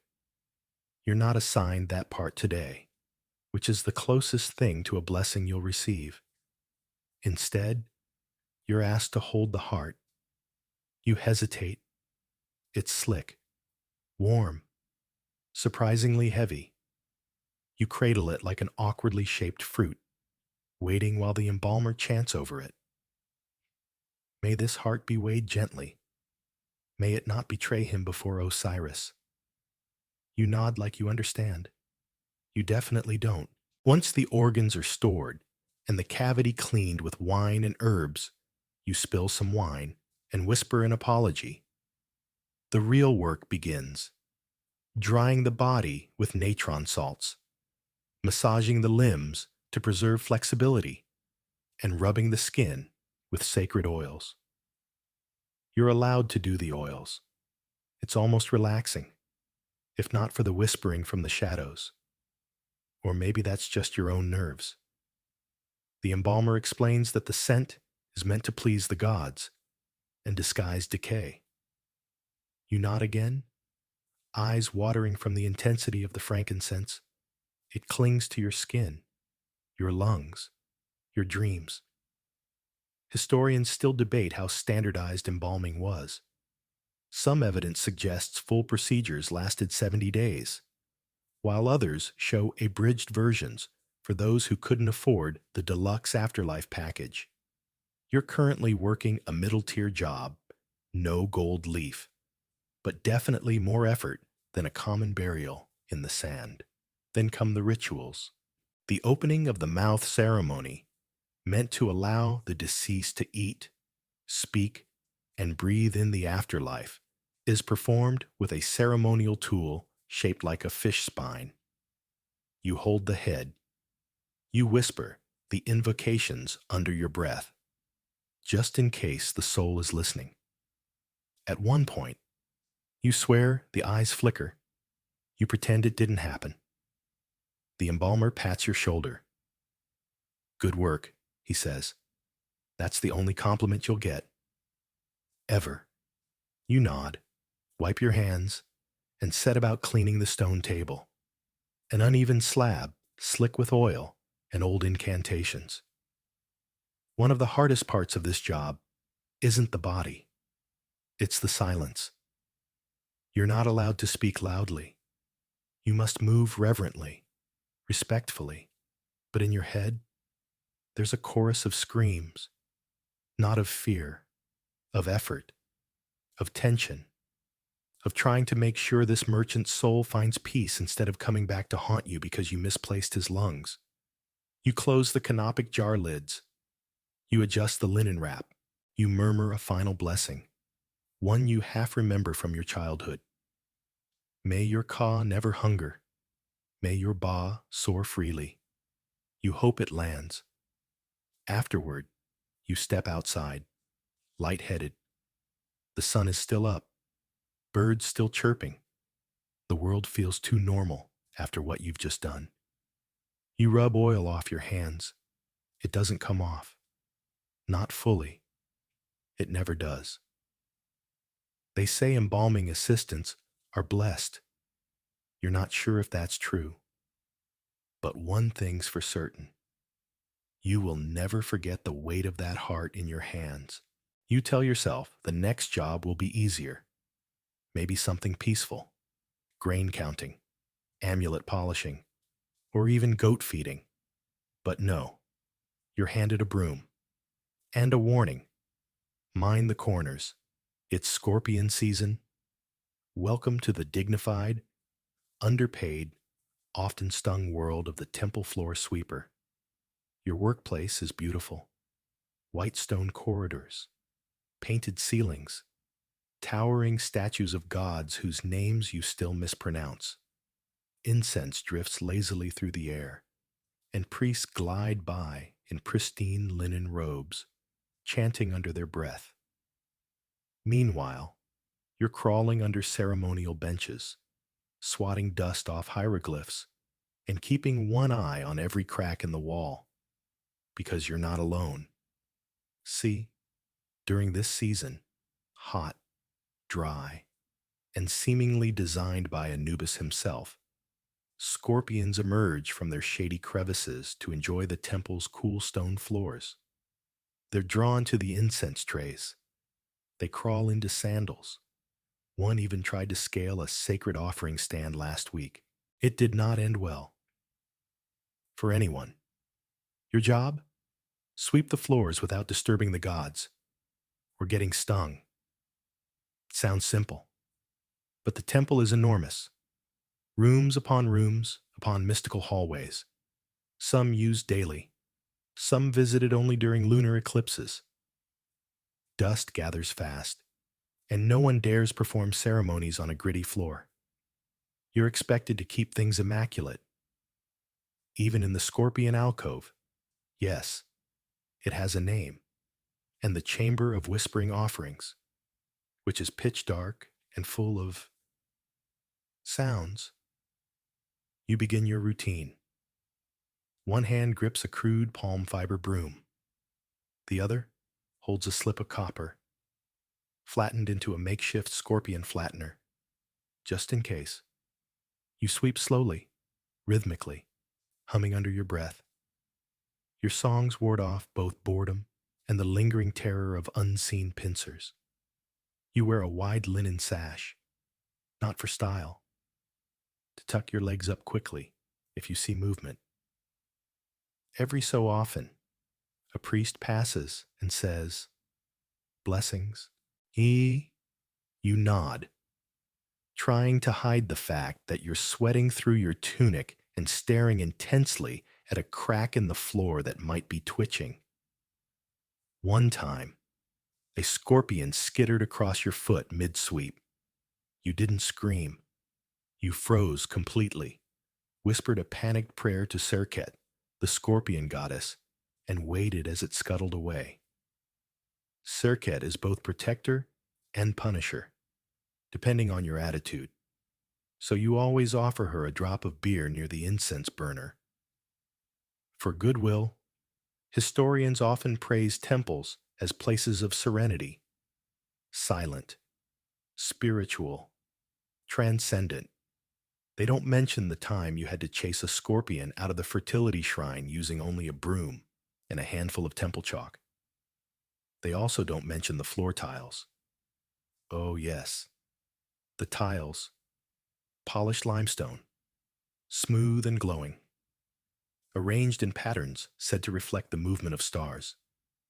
They're gorgeous, but they're also incredibly slippery, especially after incense oil spills, which are your problem now.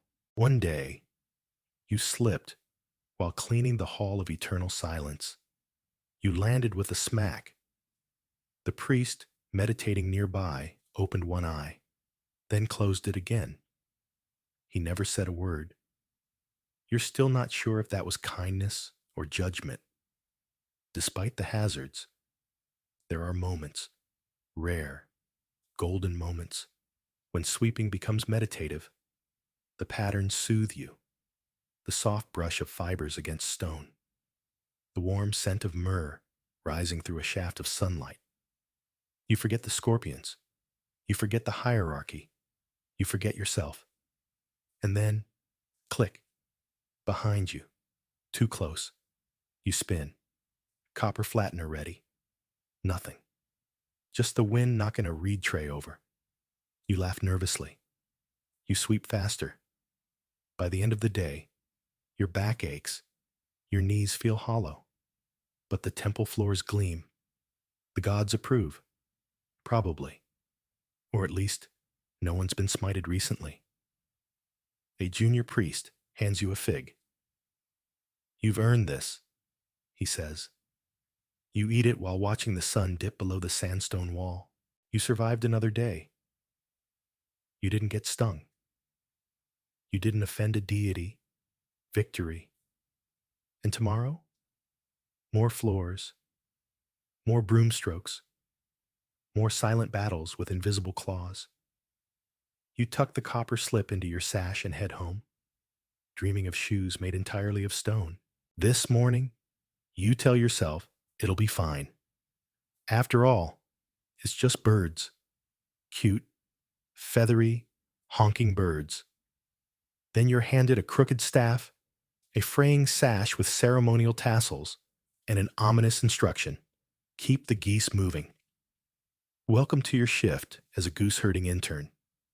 During festival month, perhaps the most deceptively horrifying job in all of ancient Egypt, you stand in a wide courtyard packed with market tents, temple musicians, nervous dancers, and a few stern-looking elders preparing for the sacred harvest parade. Your assignment is simple on paper: escort 3 dozen sacred geese from the priest's compound to the temple gate, then across the river plaza, all without causing chaos.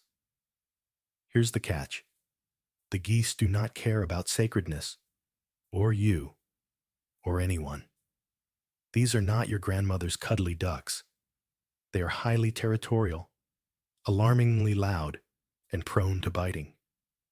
Their wings flap with the strength of minor deities, and they have teeth on their tongues. You're not herding birds. You're navigating a feathered riot. You try your best. You wave the staff. You chirp softly, as you were told. You hold out a bowl of grain. They approach. For a second, you think, maybe this'll go well. Then one goose locks eyes with you, the alpha, the menace. He honks once, charges, and bites your sash. You shriek, dignifiedly. He rips the tassel clean off and flaps triumphantly in a circle, igniting the rest of the flock into flapping, squawking rebellion. Festival guests begin to stare. Musicians pause mid-note. A small child points and says, "Why is the goose chasing that man?" You do not respond. You are too busy running. You finally regroup the herd near the lotus pond. You calm your breathing. You feed them a few figs. Temporary peace. Then you hear the drums. The parade begins, and now your job becomes performance. You must march alongside the birds, waving your staff like a seasoned handler while they honk and poop in rhythmic counterpoint to the temple chants. One goose attempts to attack a sacred dancer. You intercept, earning a wing slap to the face. Another tries to drink from the high priest's foot basin. You redirect it with a handful of barley and an apologetic bow. Some historians say geese were sacred symbols of the Nile, representing fertility and cosmic order. Others suspect the gods only chose geese because they already lived near the temple and no one could get rid of them. Either way, during festival season, these birds are venerated, which means you can't shout at them, or hit them, or even look mildly annoyed. One old priest told you, "The geese feel your aura." You don't believe that, but you're not taking chances either. Eventually, you reach the temple's inner courtyard. You corral the birds into their designated enclosure, fenced with gold-painted reeds, of course, and collapse next to the closest palm tree. You're covered in feathers, sweat, and something you sincerely hope is mud. Your supervisor gives you a respectful nod. Only 2 escapees this year. Not bad. You nod back, pretending the bite on your shin doesn't still throb with cosmic disrespect. A young apprentice brings you a cool drink. It tastes like fermented fig and mild resentment. You sip it slowly while watching your feathered nemesis preen proudly by the altar. Tomorrow, he'll forget you, but you'll never forget him. Because in ancient Egypt, you can build a pyramid, embalm a noble, or track lunar eclipses. But none of that matters when 30 angry geese decide you are the problem. You lie back, eyes closed, and whisper, "Next festival, I'm working the incense table." You wake up sore from goose duty, emotionally and physically, and vow, once again, never to work anything involving feathers, beaks, or sacred livestock. So when someone offers you a quieter job outside the city, one with fresh air and peace, you say yes before they finish the sentence. Big mistake. You now stand knee-deep in a swamp, surrounded by buzzing mosquitoes and squelching mud, your legs peppered with bite marks. The job? Papyrus reed, harvester in leech-infested marshes. Truly. The resume writes itself. Your tool is a curved bronze blade, dull from use and probably older than you. Your uniform is whatever linen you didn't mind staining, paired with a scarf to keep bugs from crawling into your ears. You also carry a small gourd of salt water, not to drink, but to pour on leeches. Let's begin. Papyrus is everywhere here. Tall, green, elegant, a symbol of life, of writing, of divine wisdom. The gods may use it to record the balance of the universe. You're here to chop it down, one stalk at a time. The reeds are thick and spongy. You grip one near the base, slice, and pull. It resists, as if offended. You tug harder. The stalk finally gives, launching you backward into the marsh with a heroic splash. This happens 12 more times, and then the leeches find you. At first it's a tickle, then a pinch. Then you look down and see 4 slimy little bloodthirsty worms suction to your leg like they found a buffet. You panic, you swat, you splash. One detaches, another does not. You try the saltwater gourd. It works, mostly. You add leech wrangler to your growing list of life skills. Historians often celebrate papyrus as the miracle of Egyptian civilization.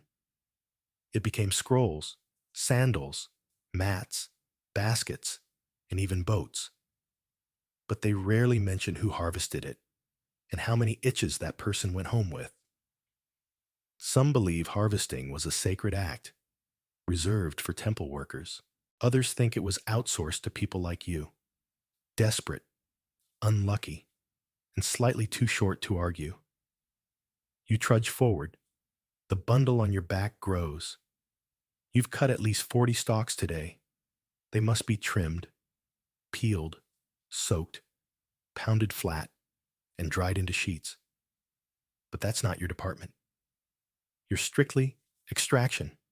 Every hour or so, a supervisor in a reed canoe floats by. He wears a smug expression and doesn't step into the swamp. He just nods and says, "Work harder. The scribe guild needs more pages." You smile politely and resist the urge to throw a leech at him. There's no shade. The sun bounces off the water's surface like a divine spotlight. The air smells of fish and heat and slow rot. Your scarf is soaked with sweat. You keep going. To pass the time, you start composing fake poems in your head. "O mighty reed, how noble your posture, until I slip and inhale swamp water." Beautiful. You think about becoming a scribe. You imagine sitting in a cool chamber with ink, words, respect. Then a frog lands on your shoulder and ruins the fantasy. By the end of the day, your legs are striped with scratches and mud. Your arms ache. Your back is bent. But you've gathered a full bundle of papyrus, enough to make 10 scrolls, maybe 12.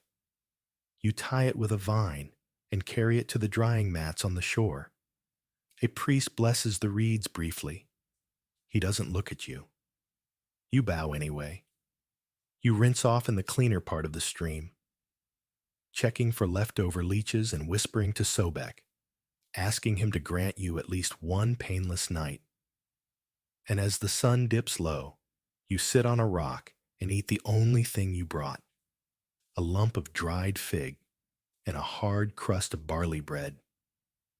You chew slowly, too tired to be bitter.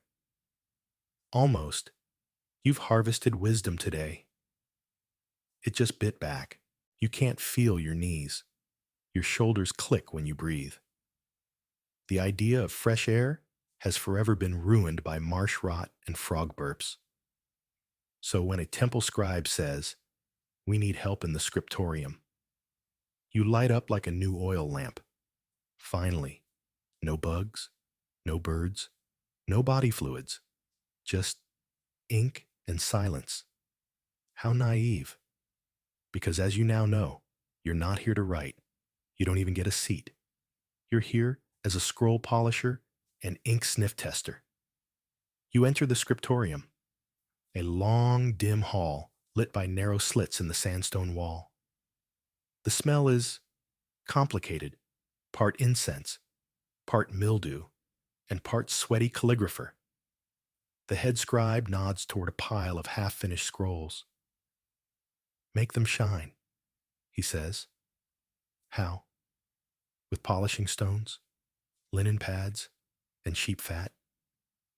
"That's right. Your job is to brass rub each finished scroll until it gleams just enough to impress the priest reviewing it, but not so much that it smudges. You learn this the hard way, when your first attempt turns a hymn to Isis into a streaky mess of hieratic soup. You receive a long sigh and a second scroll. Lesson absorbed. You settle into a rhythm. The scrolls are brittle. You polish carefully, in small concentric motions, murmuring to yourself so your hands don't speed up. Occasionally, you hear a loud sneeze from the back. Papyrus dust allergy, common among scribes. They ignore it. After an hour, the next job begins. Ink sniffing. Yes, that's a thing. Before each scroll is sealed and blessed, someone must verify the freshness and purity of the ink. You thought that meant checking color or viscosity. Nope. You literally stick your nose to the margins and inhale deeply. Too sour? Toss it. Too metallic? Redo. Smells like honeyed resin with a hint of burned fig? Perfect. You are told this is an honored tradition. You are not told what years of ink inhalation will do to your long-term memory. You accept the task anyway. One scribe leans over and whispers, "Sometimes I hallucinate hymns." You nod. You're starting to see them too. Historians describe scribes as elite, literate, respected members of Egyptian society. That's true. For the ones holding the stylus. The rest of you? The grinders, polishers, sniffers, parchment turners, brush washers? You're expendable, reverent, invisible. Yet without you, the scrolls wouldn't pass priestly inspection. One particularly ominous scroll is rolled too tightly. You try to loosen it. It cracks. The scribe glares at you like you've just cursed his afterlife. You offer to re-wax the ends. He sighs, accepts. Your hands are stained with soot-based ink. Your thumbs are waxy, and your sleeves now have more scroll shavings than cloth. But the work grows on you. The rhythm, the smell, the faint satisfaction when a scroll gleams under the light and gets placed in the finished stack. You begin to recognize patterns, favorite prayers, repeated names, recurring lines of poetic devotion to Osiris or Hathor. One particularly beautiful line reads, "I walk with you through silence, so that your name echoes into eternity." You pause, whisper it out loud. It hums in your chest like a soft drum. At day's end, your fingers ache, your nose tingles, and your sandals are stuck to the floor from spilled resin. But the scribe nods. He hands you a scroll fragment with a cat doodle on it. "Take it," he says, "for your dreams." You thank him. You treasure it. Because in this strange, quiet job, between the breathing ink, the scroll dust, and the invisible labor, you found something rare, peaceful exhaustion, and you didn't get bit by a goose. You arrive early today, hopeful, scroll doodle tucked in your sash, optimism fully restored. The head priest calls you aside before breakfast. You've got a voice, right? He asks. You nod cautiously. Good. We need a public punishment announcer. You smile. That can't be too bad, right? Some announcements, a little projecting, maybe a ceremonial bell. Wrong. 15 minutes later, you're standing in the center of the market square, holding a ceremonial staff, a tablet with charges scribbled in red ink, and a knot in your stomach that feels roughly pyramid-shaped. Today is Market Judgment Day, when small crimes are dealt with publicly, partly to reinforce order, and partly for entertainment. Your job? Read each offender's name and offense at full volume in front of the crowd, with flair, with clarity, with zero stuttering, unless you want to be next. You glance at the first name, Nebet, daughter of Huni, charged with overwatering her neighbor's onions. The punishment? A warning and confiscated bucket. You clear your throat and deliver the line. Let all know, Nebet, daughter of Huni, found guilty of reckless onion irrigation. The crowd titters. You breathe. Okay, that wasn't awful. Then come the bigger offenses. One man hoarded fish during a fast. Another was caught carving rude symbols onto a temple goat. The third, well, let's just say he shouldn't have borrowed a priest's sandals without asking and worn them into a mud fight. You shout each name, each crime, with escalating theatrical energy, partly because the priest keeps nodding encouragingly, and partly because the crowd seems to love it, especially the goat graffiti part. You are, briefly, a celebrity of shame. But fame is fickle, because soon, someone in the crowd recognizes you. Hey, weren't you the goose boy last month? Someone yells. You freeze. Someone else laughs. A third person mimics a honk. You consider yelling next and hiding under the punishment platform, but you stand your ground. Indeed, you say proudly, and I survived. Respect ripples through the crowd. Maybe. Historians still argue whether punishment announcements were standardized or ad hoc theater. Some records suggest formal scripts were used. Others hint that priests simply improvised, letting announcers add drama, like a one-person morality play with public humiliation sprinkled in. You get through the list. 24 names, only 3 hecklers, 1 near miss with a rotten fig. The worst part? The final item. Unlicensed shadow crossing in a restricted sanctuary. You have no idea what that means, but you shout it anyway, hoping the accused does. After the last name, the crowd disperses. Some still whisper. One little kid gives you a half-eaten pomegranate in admiration. You take it, unsure whether it's a gift or a prank. You return the staff. The head priest claps you on the back.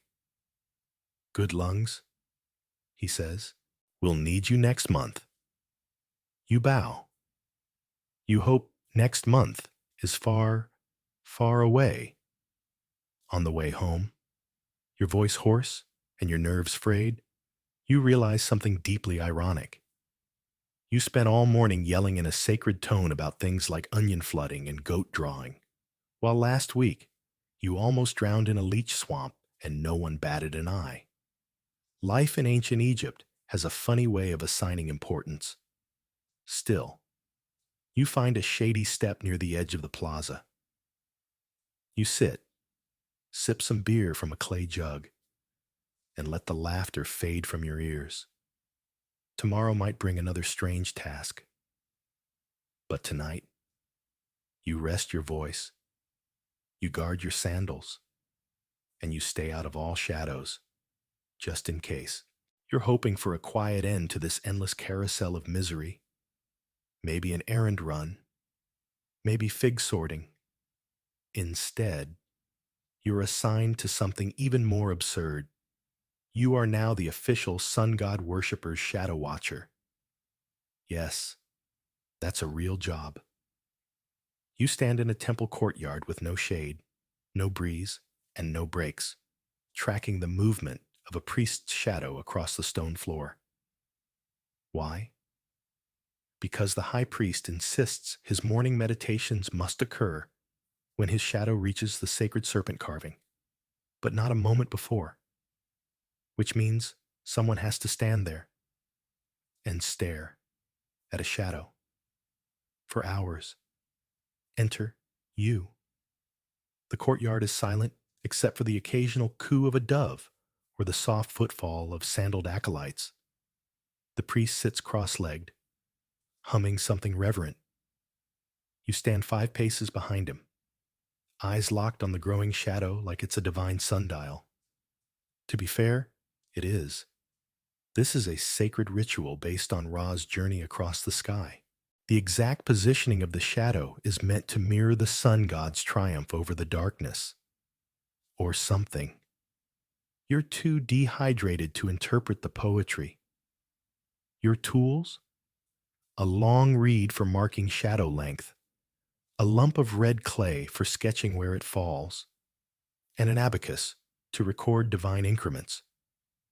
Though mostly, you use it to keep your hands busy. The sun rises higher. The shadow moves slowly. You mark. You pace. You measure again. You sweat. Then the priest clears his throat. Not yet, he says. You nod. You wait. A single fly lands on your nose. You do not swat it. You are now part of the solar mechanism. Your only job is to not blink too much and announce the moment when the priest's shadow touches the serpent's tongue. This takes 3 hours. During that time, you develop a deep hatred of sunlight, snakes, and slowly moving silhouettes. You also start to wonder about life choices. Could you have been a beer brewer, a net weaver, a flute carver? Historians argue about how deeply astronomy and solar rituals were embedded in temple routines. Some say it was pure cosmology. Others suspect it was just an excuse for priests to nap until noon and blame Ra for the delay. Either way, the ritual is non-negotiable. At one point, your vision blurs. You blink. The shadow shifts. Maybe. You can't tell. You hold your reed out, line it up with the previous clay mark, and realize, yes, it's happening. The shadow touches the serpent. You shout the ceremonial phrase, Ra kisses the tongue of eternity. The priest rises. He smiles slightly. Good, he says. You may eat. You weren't sure if you were even allowed to, so this feels like a royal decree. He hands you a roll of date bread, still warm, possibly the greatest thing you've ever tasted. Later, you're told your performance was precise. Your name is logged in the temple records, Shadow Guardian for the Dawn Rite of Ra. Sounds fancy. You walk home sunburnt, sore, and deeply aware that your job, though silent and ridiculous, mattered. At least to someone, maybe even to the gods. You'll never look at a shadow the same way again, and now, after all those long hours, strange duties, and oddly specific nightmares, you can finally rest. Let the echoes of your worst jobs in ancient Egypt fade gently into the background. No more goose bites, no more ink sniffing, no more screaming toddlers with lice and gold amulets. Just you, and the hush of history. Imagine yourself drifting through a quiet temple at twilight. The limestone walls glow warm with the last kiss of sun. The incense has burned down to a soft ember. The birds are still. Even the river seems to hum at a lower frequency now. You walk past the empty scroll room, past the shadow stones, past the pile of feathers someone forgot to sweep, and you lie down on a cool slab of polished granite, wrapped in soft linen, surrounded by silence. Not punishment silence, not ceremonial silence, just the kind that only comes when every job is finally done. You close your eyes. You feel the earth spin slowly beneath you, time folding like cloth. You are safe now. No one needs anything from you, not even a scroll, not even a whisper, just breath, soft, slow, effortless. And as you slip gently into sleep, remember, you survived ancient Egypt's worst jobs, barely, but still, sleep well.